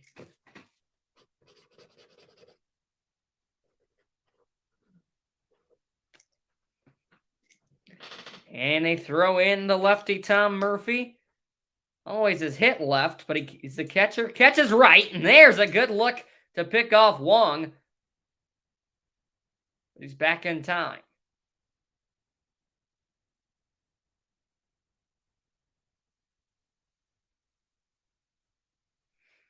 Wong gets a short lead over there at first. Now extends it about a half stride. Leiter checks on him. Kick steals. Fastball, checked his swing, no go. 1-0.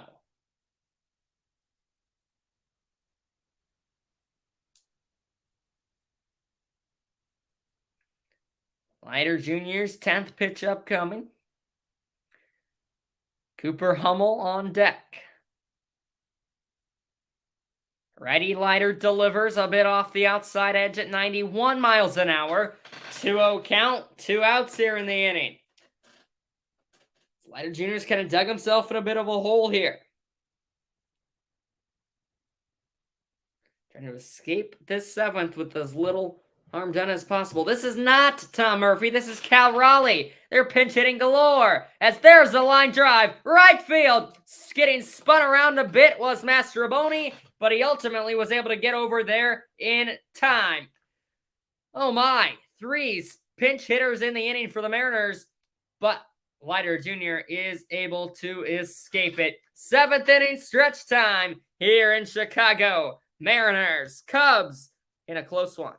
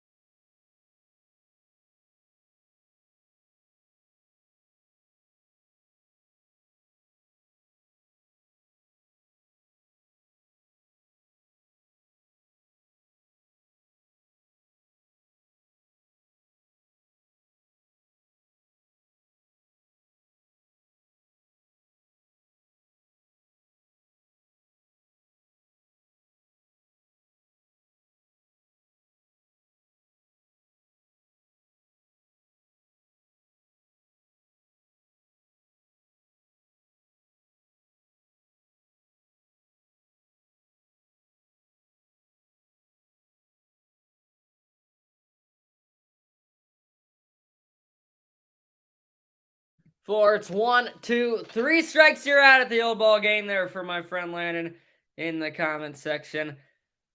Back for the bottom of the 7th, where the Cubs lead 2-1. Looking to add some insurance here. It's the bottom of the order with Gomes, Mastrobuoni before we head back to the top with Horner and so on.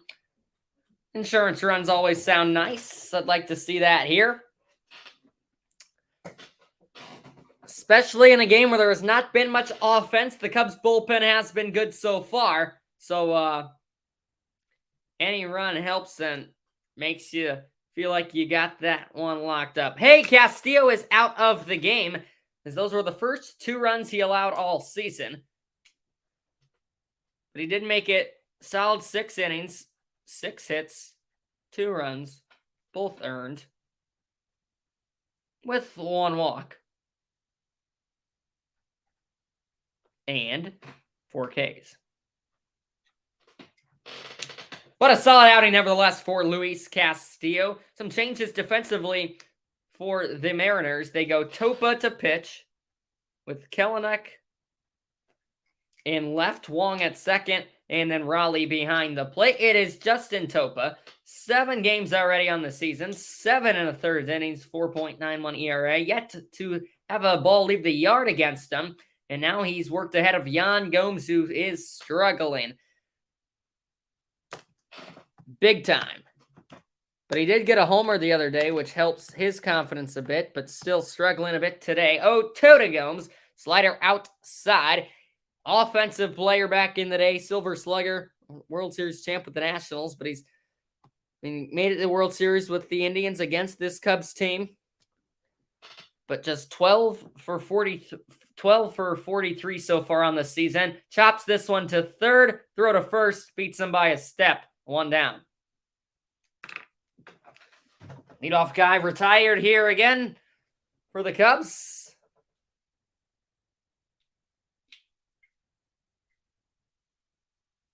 For the second straight inning.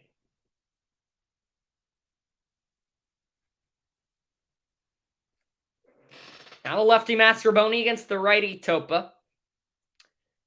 It's clocked down to 3 delivery. Mastrobuoni the opposite way, slicing towards the corner, and it stays fair. It bounces up and over the left field wall into the seats, and it's a ground rule double for Miles Mastrobuoni, who's on the hit board for the first time today. And the Cubs have a runner in scoring position with 1 out, and it's back to the top of the order. Mastrobuoni gets the job done.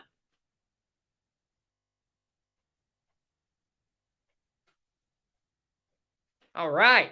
Good to see him get a knock. Stays inside the ball, shoots it the opposite way. That's what you want to see. And now here's another guy very capable of doing it. We saw him do it last time up. It's Nico Hoerner. Ball 1 outside. Good eye. Base hit would score the speedy Mastrobuoni. See what Hoerner can't do. 2 for 3 with a stolen base today. Checking the runner is Topa. Now he kicks, deals on the outside edge. Strike 2. Strike 1.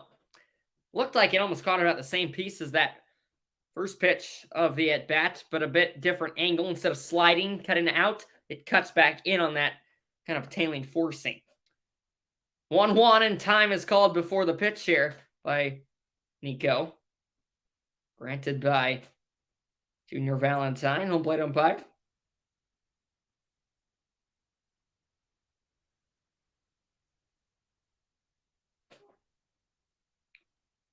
And Hoerner steps back in for the 1-1. With Mastrobuoni at second, Topa steps off. Nobody covering the bag. Wong communicating with Topa a bit, seeing if they want to try to attack Mastrobuoni, who has the speed. Probably not the right situation to steal third here. Can never count it out. Ready? Delivers. 1-1 to Hoerner. Strike. No, a bit low. Perfect hitter's count here from Hoerner. Let's see if Topa serves him up something good. Good time for a knock. 2-1 to Nico. Way high. As having to get out of his crouch to catch that one was newly into the game, Raleigh. Nico now ahead in the count, 3-1. With dangerous Dansby waiting on deck, 0 for 3, he is due. First, the 3-1 to Hoerner. Raleigh sets up outside. Cut fastball. Cuts back in. And it's been drawn full. One of the biggest pitches of the game so far. Runner on second. Full count to Hoerner. Topa from the stretch. Deals. Strike 3 called at the bottom of the zone. Valentine rings him up. David Ross doesn't like it. Nico doesn't like it as he was on his way to first. It's a strikeout looking for Horner. Looks like, according to K-Zone, it caught the bottom of the zone at 82 miles an hour. But from the angle that one's coming in, it does not look like a strike. So you understand why Horner and David Ross are upset. Now, 2 outs with Swanson. Mastrobuoni still out there at second. Strike 1 outside corner. Valentine's starting to open up the zone a bit.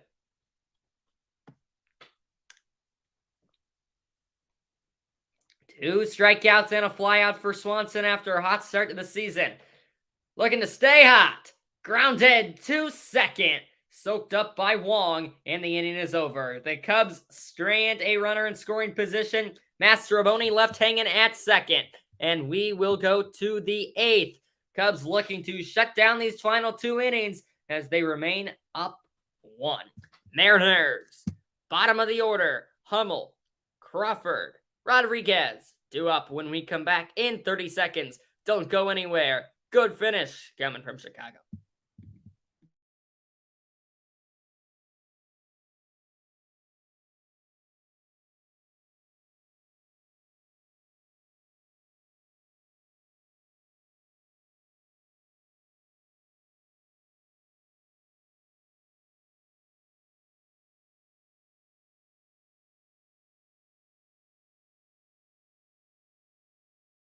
Only 3 runs of the ball game were scored all the way back in the 4th inning. It was a sac fly for A.J. Pollock, who has since been subbed out of the game for Jared Kelenic, but a sac fly for him back in the 4th. And for the Cubs, it was the RBI single from Trey Mancini, and then the RBI single for Cody Bellinger, and then the RBI single for Trey Mancini in there as well. Excuse me, Eric Hosmer. Can't get it straight. But the Cubs have hit the ball well. They just haven't really been finding holes. They haven't gotten the situational hitting when they need it. Few key strikeouts mixed in there, such as that one from Horner. Maybe not a favorable call, but still one that you would like to have back. At least put the ball in play, move the runner over. Then maybe Swanson gets the job done. But on the bright side, the Mariners have been failing in the same categories as well, which has let this game come down to a pitcher's duel, staying close, and now we go down the wire. Mariners trying to tie the game here in the top of the 8th. The Cubs looking to hopefully add some insurance in the bottom of the inning.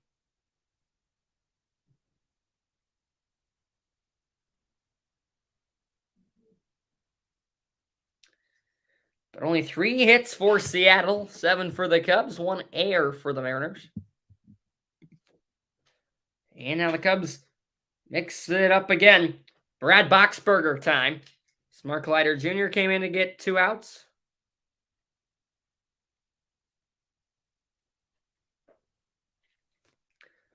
And his first batter he faces is Cooper Hummel. Nelson Velasquez takes over in right field for the Cubs. In for Mastrobuoni.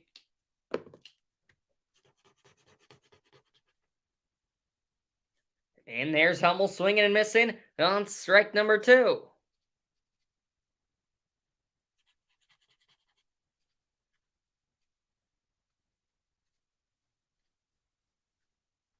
All these sloppy substitutions. I got a sloppy score sheet in the mix. 0-2!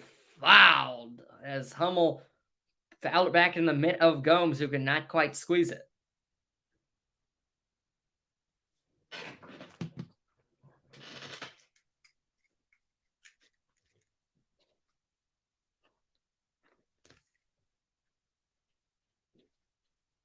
Another 0-2. That one spiked, then bounces a few feet in front of the plate.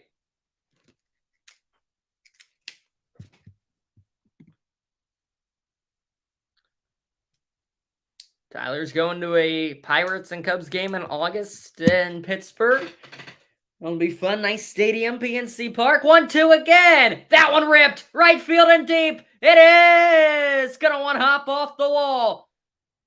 Hustling is Hummel, and he will hold at second. A leadoff double for Cooper Hummel. A one hop off the ivy. First batter, Boxberger faces. He gets him in an 0-2 hole, and then Hummel belts one to right. Speedy player. And he gets into second on his first hit of the day. Mariners, fourth. And the tying run is in scoring position to lead off the inning. That one hurts.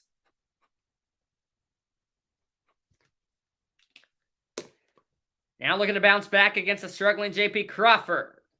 Lone outside.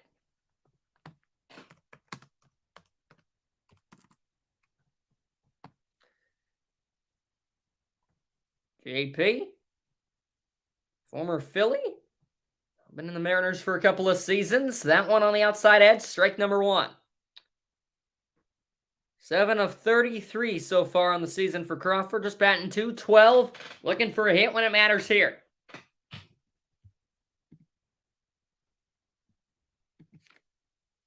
Right on left matchup, Boxberger comes set and delivers low. Hummel at second. Crawford at the dish in a one-run ball game.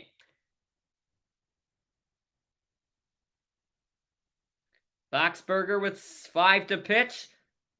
Goes to second on the pickoff attempt. Dice says Hummel's back in time. This game got underway an hour and 50 minutes ago, and it's in the top of the 8th. How about that? 2-1 to Crawford. Straight back up the middle. Swanson's there. He'll go to third, and they got him! A heads-up play from Dansby Swanson. He cuts down the lead runner, Hummel, for a huge out number 1. That is the playmaking, awareness, baseball IQ of Dansby Swanson. You're told if it's the right side or up the middle, you're going if you're Hummel. But Swanson, it gets to him quickly enough, and they've got him by a mile. Wisdom, good job to apply the tag. So Crawford goes to third as he reaches on a fielder's choice.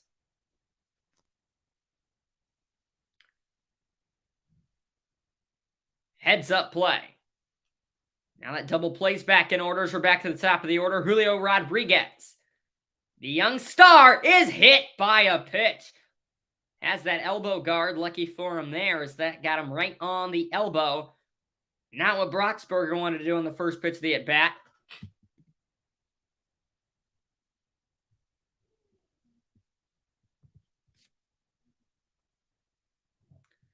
Braden Shank, thank you. Great voice for play-by-play.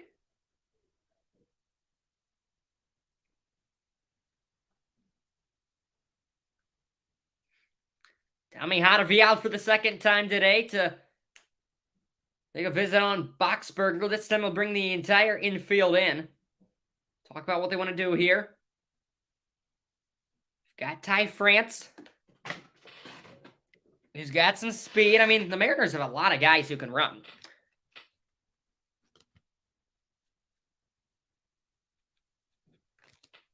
But if you can turn it quick, you got that double play chance. If not, step on your base, at least get one out. I'd rather have 2 outs and a runner on the corners. Something like that instead of 1 out, bases loaded. So, see what the Cubs want to do here. Ty France 1 for 3. Boxberger hits the bottom of the zone, strike 1 on a fastball. Challenged him on the first pitch, blew it by him. France just watches it go.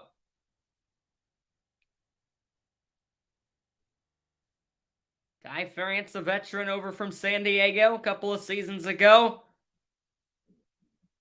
Boxberger able to jam him there. Squibbed to first where Hosmer's over to get it. flip on to the bag where Boxberger covers, and there's out number 2 with runners at second and third. Now there's fielder's choice there in the inning as Mancini, I said Hosmer Mancini playing first today with Hosmer as the DH. But Mancini kind of shifted to the left a bit there. Calm under control, did not force a play to second or anything. Good idea there. In comes Crawford, sends it to right field. Coming in is Velasquez, and he makes the play. Attacking the first pitch was Eugenio Suarez. And good read off the bat from Velasquez. The drop step comes in like a bullet. And the Mariners are retired with no harm done. We go to the bottom of the 8th. Cubs looking to add some insurance as Boxberger escapes the jam. He strands 2 in scoring position. 2-1, Cubs lead. We are going bottom 8. Down the stretch we go in Chi-Town.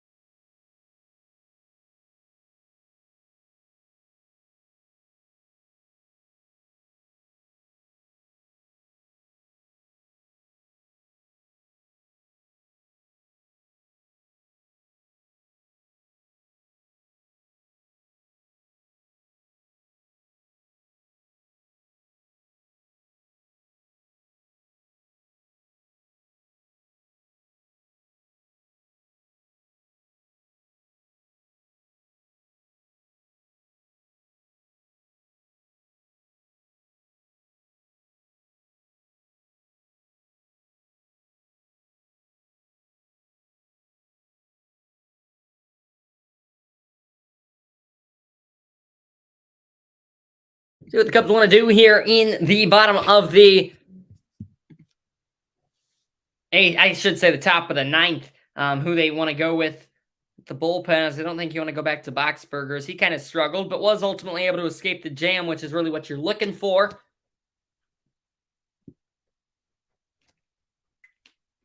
Now in the bottom of the 8th, a few runs sounds nice. Cubs upcoming schedule. 2 more with Seattle, then 3 on the road with LA and Oakland. Back at home with 4 for the Dodgers, then 3 with San Diego. And then they finish off the month of April with a couple on the road in Miami. Starters tomorrow, Chris Flexen, Hayden Wesneski. Wesneski coming off a bit of a rough start. Last time out in the first of the year, but kind of similar to what happened with Drew Smyly. Shaky start, first of the season, but recovered nicely today. Now the switch hitting Happ, batting from the right side for the first time today as the Mariners goes with the lefty Spire.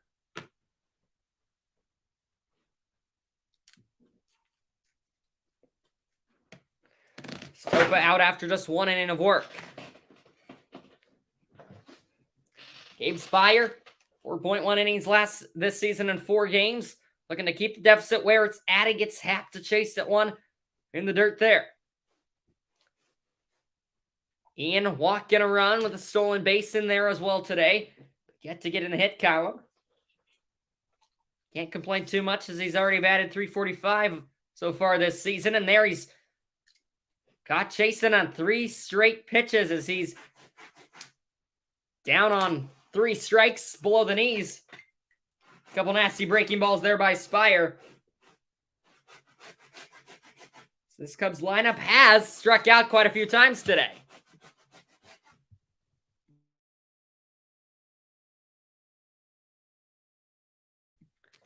Here's the guy that struck out once, Cody Bellinger. Another sharp pitch from Spire there at the bottom of the zone. Bellinger is 1 for 3. He did have a quality hit that led to one of the Cubs' runs down that first base line a couple of innings ago. This time it looked like he got jammed there, and there's a gorgeous play by Kolten Wong. Gold Glover Kolten Wong charges and flips it on to first for out number 2. Bellinger's speed and long legs, not enough to beat that one out.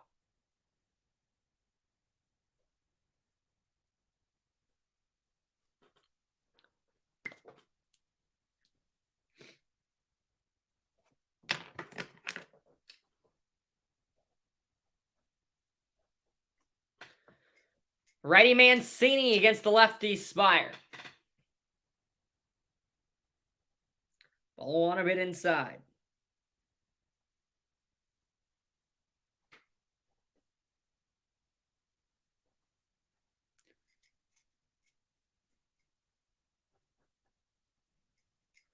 Second pitch called strike on Mancini. He doesn't like it as he thought that one was low and outside. I think it was. Junior Valentine's had a big zone today. 1-1. Mancini rolls over to short. There is Crawford. 3 down. We go top 9. The Cubs look to put an end to this ball game. Wrigley Field starting to get loud. They can feel it, but still need to escape the top of the 9th. It's 2-1 Cubs. We go to the final inning, looking to put this one to rest.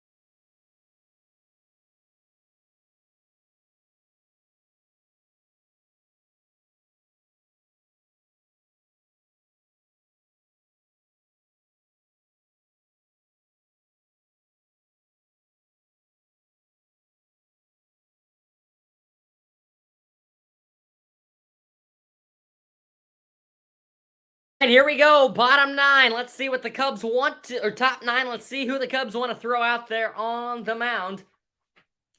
Looking to shut this one out. They go with Michael Fulmer.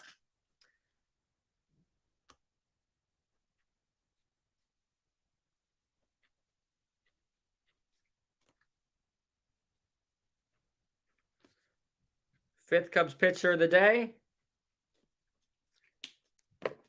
In 3 games, he's had 3 1/3 innings. Now he's this close to the Cubs' 5th win of the season and their 7th loss. Teoscar Hernandez leads off the inning. It's ball one a bit off the outside edge. Oh, he's got the stirrups going. Here you go, Teoscar. Former Blue Jay. 1-0. Foul back. Hit Gomes in the mask, it looked like. He's all right. 1-1. Top 9, Tyler.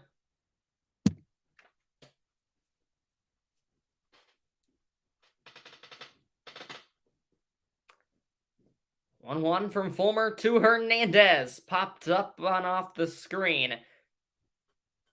Hernandez in a 1-2 hole.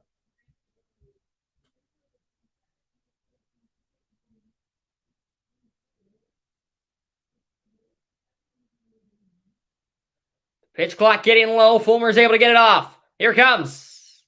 Check swing. Did he go? No. It says Adrian Johnson, who's been appealed to three different times. And it said no on all of them. Did he go? Ooh, that's close. I don't think he did, though.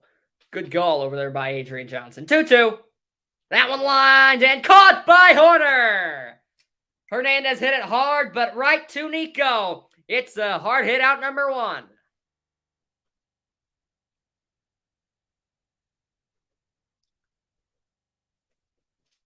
All right. Cubs have just continually all day had fielders in the right spot. They've had the scouting report. You aren't able to shift, but they've had them moved over enough where they've been able to set them down. Jarred Kelenic, second at bat today after coming in for A.J. Pollock. So 1-0 here. Line out last time up. Back to the pitcher for Kelenic. 276 in a few appearances this season. That one blasted right field towards the foul pole. It is gone, and the game is tied. The first of the season for Jarred Kelenic, and the Mariners have made this a 2-2 ball game in the ninth. 414 feet up on that terrace in right field. Hanging breaking ball. Did not miss a seam.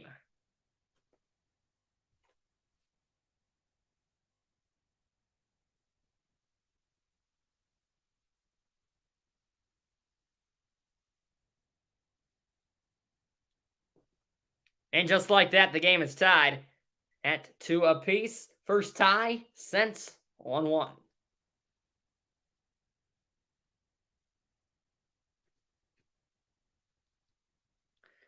Luckily, though, just a solo shot. And there's a bloop single to center for Kolten Wong, who's 2 for 2 in his 2 appearances. Back-to-back pitches, back-to-back hits. And now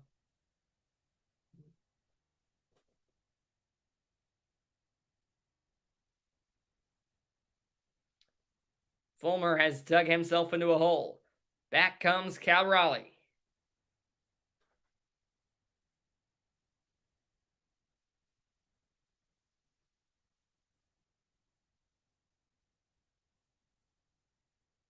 Check on the runner.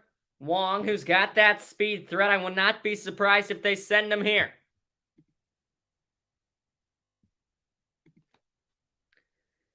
Last season, the Cubs allowed the 3rd most homers in the MLB.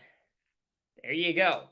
And they gave him up in big moments. Same thing there. Foul ball from Raleigh. 0-1.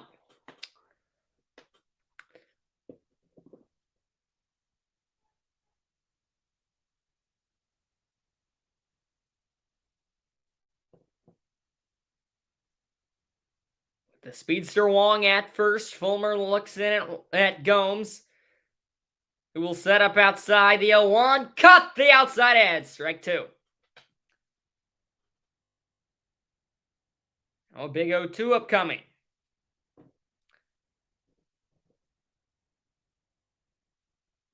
Fulmer gives the nod. Righty. Kicks. Dales. Outside on the change. Still ahead though, 1-2. Fulmer's got to keep an eye out for Wong at first.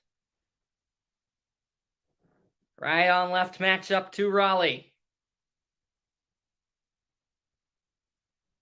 1-2 swung and missed. He got that slider to just bite down. Raleigh fans over top of it. A huge out number 2 as Cal Raleigh is down swinging, and he is 0 for 2 on the day.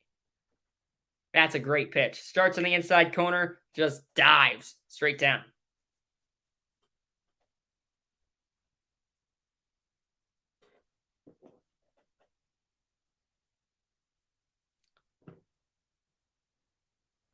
Another lefty in the lineup. It's Cooper Hummel. Strike 1. Perfect pitch from Fulmer. He went back to that slider. Got it in there. Wong remains at first with 2 down. Game has since been tied since the Jarred Kelenic. Homer. Wong steals. The throw from Gomes. They got him! Perfect short hop throw from Gomes to Swanson. And Wong is caught stealing to end the inning. But the Kelenic homer ties the game. However, it gives the Cubs a chance to walk it off as we go to the bottom of the ninth. We got a Wrigley Field walk-off here on this Monday evening. Find out when we return.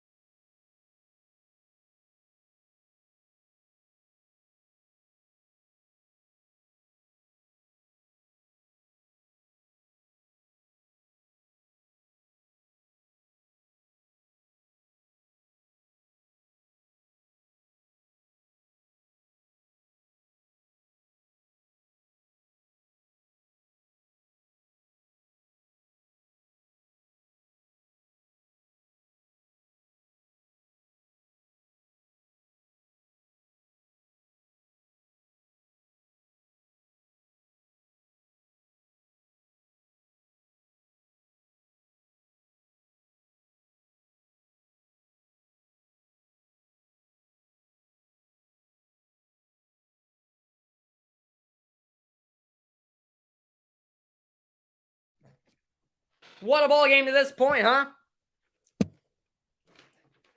Not the most offensive game we've ever seen. Sometimes you can't complain about a good old-fashioned pitcher's duel. However, Jarred Kelenic, the first homer of the night. Now the Cubs are looking for a walk-off. Paul Sewald, 6th appearance this season. It'll be a 6th inning. Trying to push this one into extras.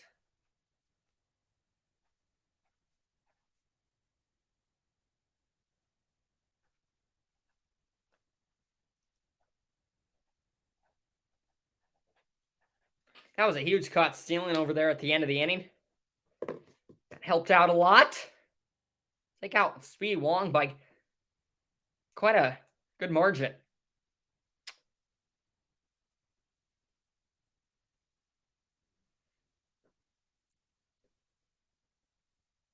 Eric Hosmer leads off the inning for the Cubs. It'll go Hosmer, Wisdom, Gomes. 2 singles, a walk, and an RBI for Hosmer, the guy you want up. Infield moved over slightly to the right. The 6'4" Hosmer stands in the right-on-left matchup. Ball 1 outside. Sewald kind of comes not a sidewinder necessarily, but not an over-the-top guy either. Kind of from that 45 degree. Oh, 1-0. Beautiful bender. Comes back to the outside corner. Sewald working fast.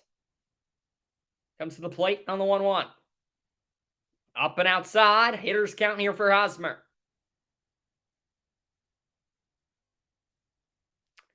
Cubs trying to walk it off. Get their first walk-off of the season for win number 5.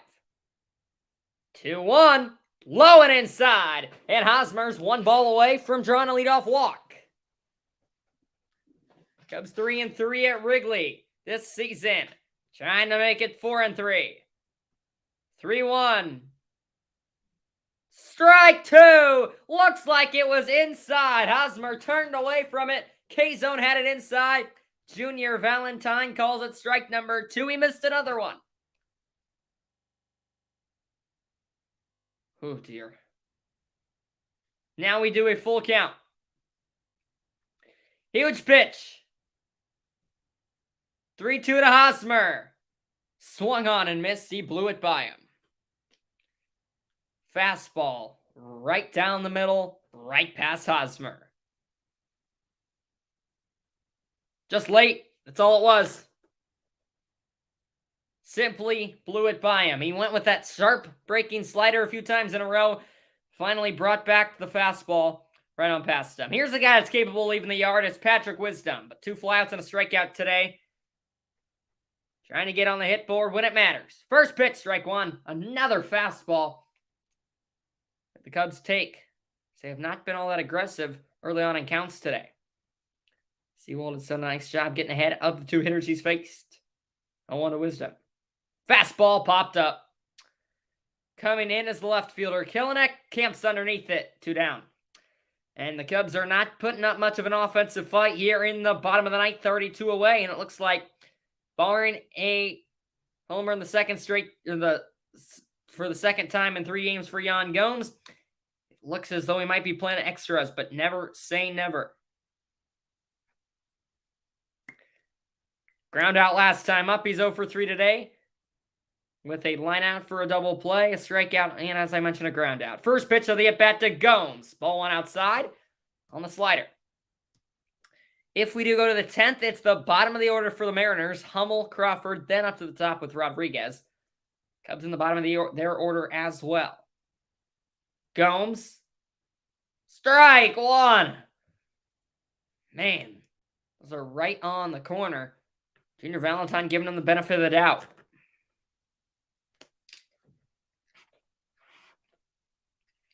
One once more. Too high. Good eye from Gomes. Hitters count, it's 2-1.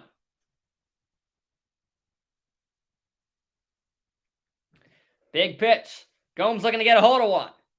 He drills it. Left field. Back is Kelenic, and he makes the play at the track. Yan Gomes comes up a few feet short, and so we have extras on the banks of the Chicago River. On the north side, we go to extra innings. To the 10th, Cubs Mariners need some extra time to decide this one. Back for the 10th inning in a moment.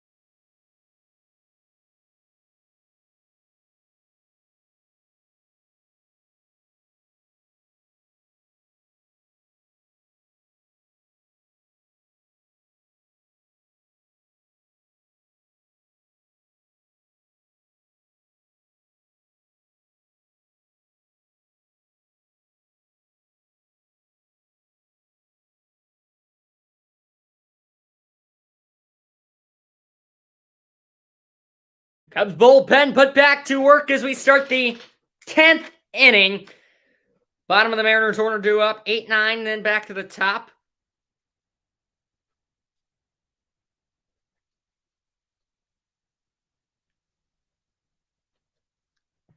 Michael Fulmer not an outing he's going to like.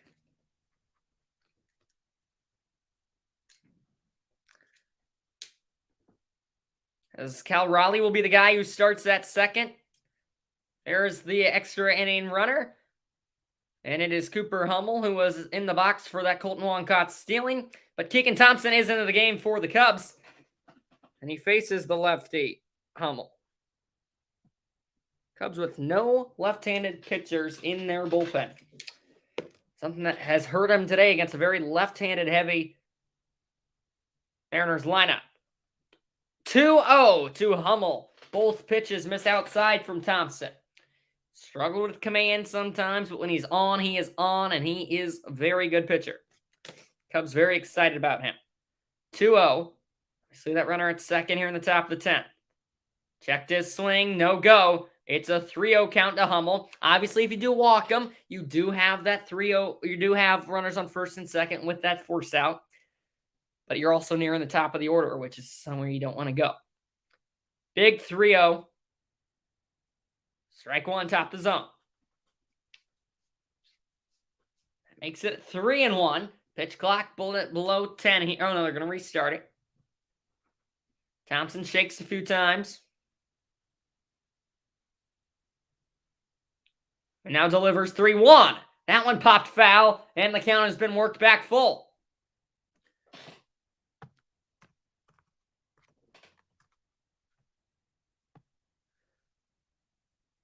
Hummel, a rookie last season with the Diamondbacks. 201 plate appearances. Good season. Rolls over this one. Foul, first base side. We'll do it over again as he was a bit early in that curveball. Only batted 176. I had a good season, but I had to look. I said he had a good season, but I had to look back here. Only 176 last season, but still going to get a good season here with Seattle, hopefully. 3-2 again. What does Thompson draw up? Swanson holding on the runner at second. He'll now break Thompson. Misses up and out. Nowhere close. First and second to lead off the inning. Here comes J.P. Crawford. But a walk that does not hurt because now that just puts the force out into play.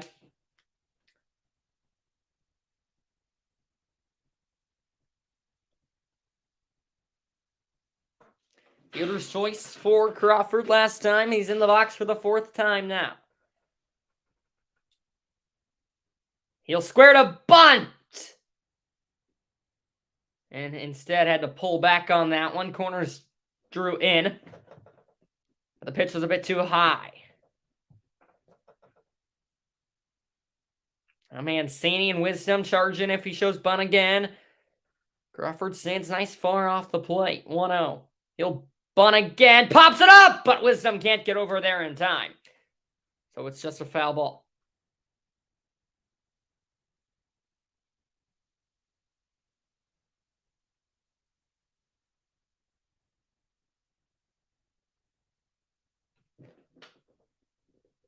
Mariners third base coach, give him the signs here.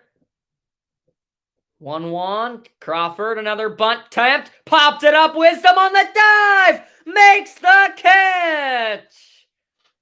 Out number 1 in some beautiful fashion for Patrick Wisdom. Laying out to catch the popped up bunt. And now the double play will get him out of the inning. Crawford popped it up last time, but could not quite get it to Wisdom. That time he gives it right to Patty on the charge. Dives to make the play. Huge.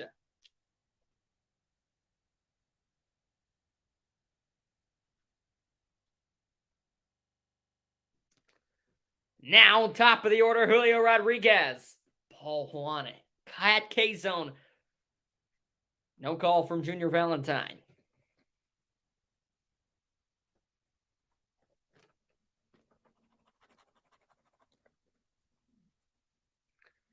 Same spot. That time he does get the call. So a bit of an inconsistent zone there from Junior Valentine, but Keegan Thompson will take it because he's got strike number 1 in the at-bat. 1-1. Rodriguez hit by a pitch 2 innings ago. Has him first and second, 1 out. Rodriguez into the Mariners dugout. Look out. And now in a 1-2 hole.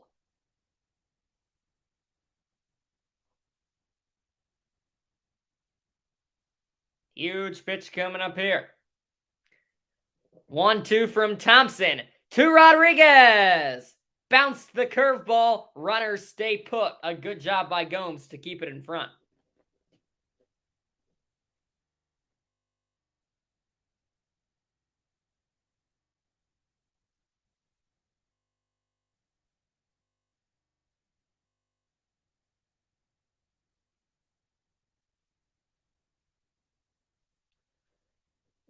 Still a ball to work with here if you're Keegan Thompson. Count even at 2s. Second and third, 1 away. Top 10. That one got away from him. Up and out, nowhere close. The count is full. Ty France on deck. Mariners with a win would move up to 3rd in the American League West. Some fans in the building on their feet for the 3-2. Rodriguez fouls it away. We'll do it again. And I hate when people foul full count pitches off against me because they're intense pitches. And then you throw a good pitch, then you just got to do it again. Got some fans to flinch back there. And Rodriguez swung out of his shoes. Thompson shakes once. With 7 to pitch. Kick Dale. Rodriguez, another foul ball, as he ain't going down without a fight.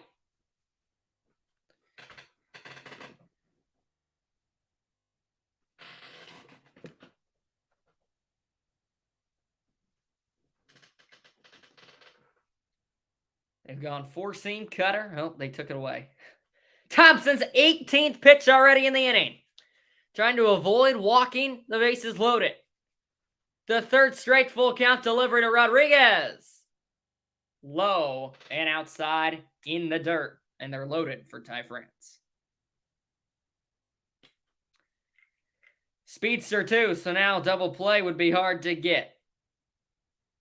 Double and a run for Ty France. Fielder's choice last time up. Second walk of the inning issued by Thompson. That'll bring out Tommy Hotovy for another mound visit.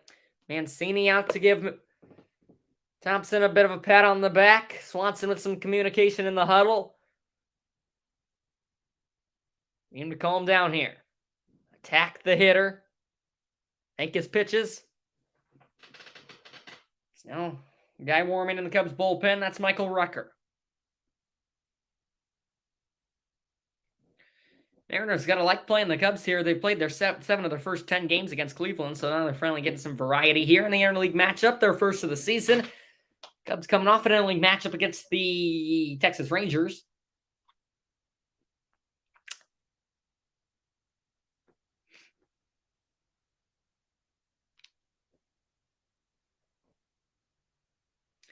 They are all loaded up. Nowhere to put them. Thompson to France. First pitch, strike one. Right on in there. One with a cut fastball, it looked like. Beat France.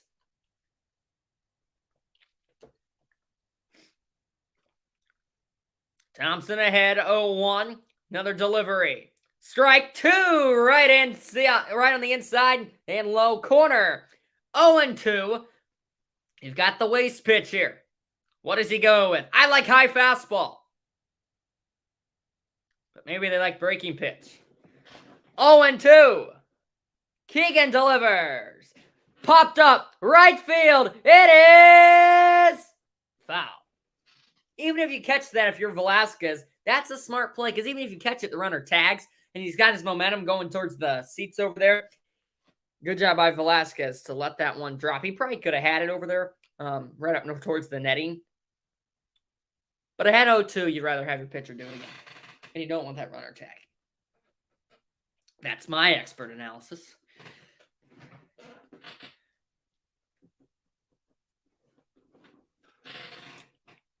Oh, 0-2 again.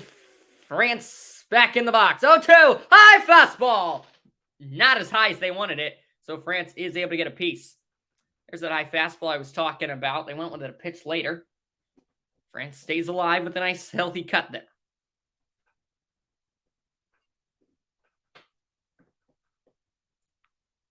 Working the at-bat. This is pitch number 5 to France from Thompson. Fastball misses a bit up at 94 miles an hour.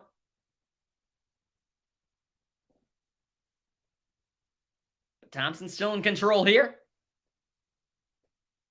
1-2. And we go back to the breaking stuff. Slider! Got him swinging! Out number 2! And a big one from Keegan Thompson. That gets some fans on their feet. They remain loaded. Got him lunging at the off-speed pitch. I was thinking off-speed. I guess Ty France was not thinking off-speed. Out in front, cut Flaylin. 2 down. And now the always dangerous power-hitting Eugenio Suarez. Strike one. He attacks him on the first pitch fastball. That's what you like to see.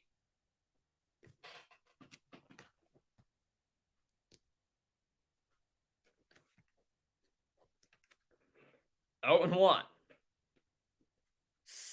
Strike two via foul ball. Cubs fans on their feet here at Wrigley. 0-2 to Suarez.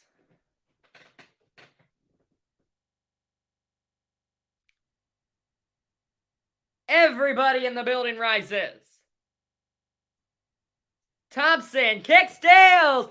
Grounded to third. Wisdom steps on the bag. And the Cubs and Keegan Thompson escapes the jam. And they will have the winning run, start the inning in scoring position. When we come back, Keegan Thompson works out of a 1-out, bases loaded jam, strikeout, and a ground out. And he gives his offense a chance to walk it off and win it in the bottom of the 10th after this.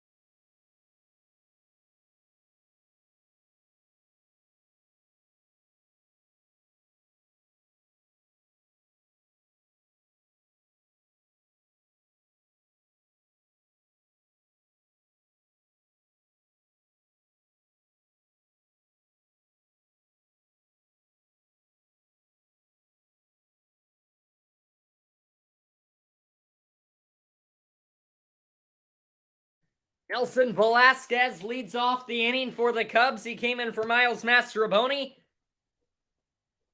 And no, they're going to go with Tucker Barnhart instead. Runner begins at second. I have to assume that they put somebody out there instead of Yan Gomes. Can't be sure. It is Matt Brash for the Mariners. Gets a call to the pin.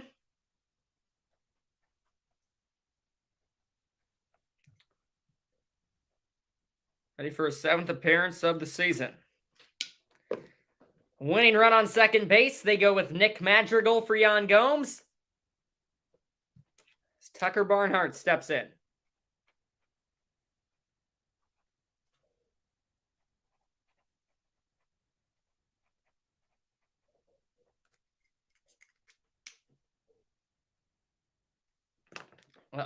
There it is. All right, Barnhart will take on the righty Brash. He squares to bunt. He pops it up, and it's down in foul territory. As lucky for him, Cal Raleigh was not able to see it right off the bat. That would have been bad.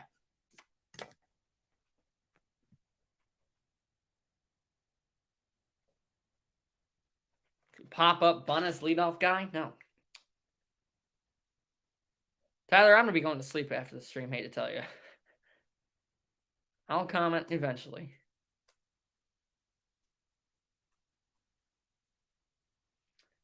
Brash checks his runner, kick deal. Barnhart takes strike 2 as he pulled back the bunt. And now he's behind 0-2. All you got to do is put a ball in play here. Cannot strike out. Right on the outside corner. Nice pitch from Brash on the backdoor slider. Now looking for the punch out. 0-2. First, he checks the runner. Madrigal takes off to third, and he's safe. Heads up base running from Nick Madrigal. He swipes third, and the winning run is 90 feet away. Oh my. He started breaking. I mean, Brash was kind of slow with that leg lift. He ended up turning back to second, but Madrigal was already halfway down the baseline, going to third. So now a fly ball. Base hit does it. Infield will come in. Cubs looking for their first walk-off win of the season.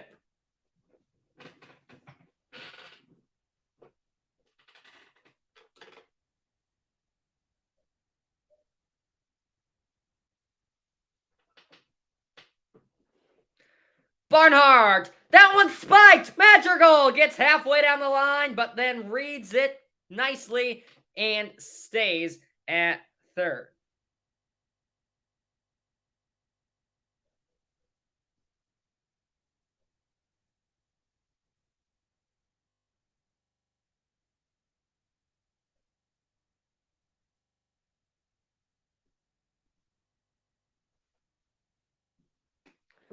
Now for a 1-2.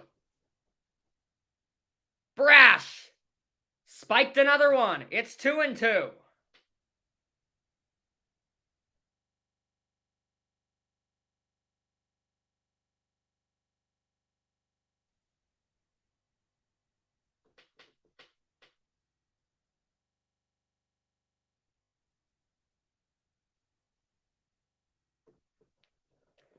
Let's go, Cubbies! Being chanted around the friendly confines. Madrigal at third. Barnhart at the plate. Brash steps off.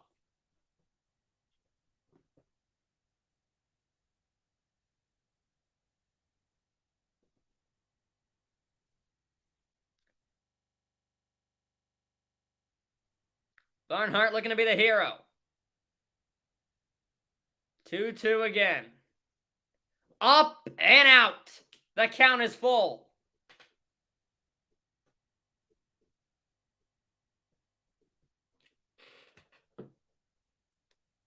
Infield in. Outfield slightly in. Pinch hitting Barnhart. Looking to walk it off. Swung on and missed. He chased the curveball in the dirt. And he strikes out.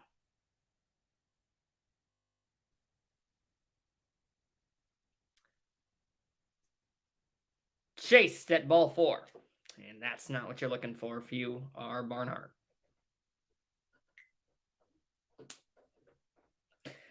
Back to the top of the order where you want to be. Nico Hoerner, he's 2 for 4, two singles, stolen base. He's the guy you want up. First pitch to him, Hoerner fouls the fastball right there.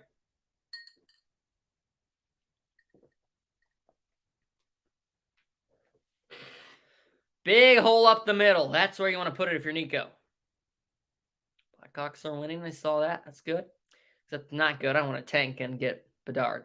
Anyway, Hoerner on the 0-1. Brash comes forward and nearly hits Hoerner. Just backs him off the plate a bit. It's 1-1.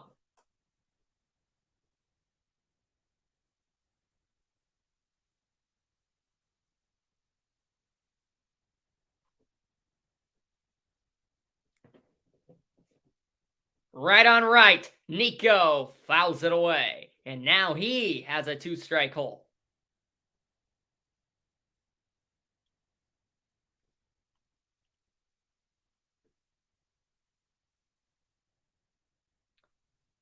Fans getting into it. A lot of anxious people around the building. 1-2 to Hoerner. Flops one to right field. It is down. A base hit. Madrigal comes in and scores. And the Cubs walk it off. Their first walk-off of the season. Nico Hoerner gets the job done. And the Cubs win it 3-2 in 10 innings. Oh, what an exciting finish. And the newly extended Nico Hoerner. Walk-off blue pit. And the Cubs are walk-off winners for the first time in 2023. Oh, baby.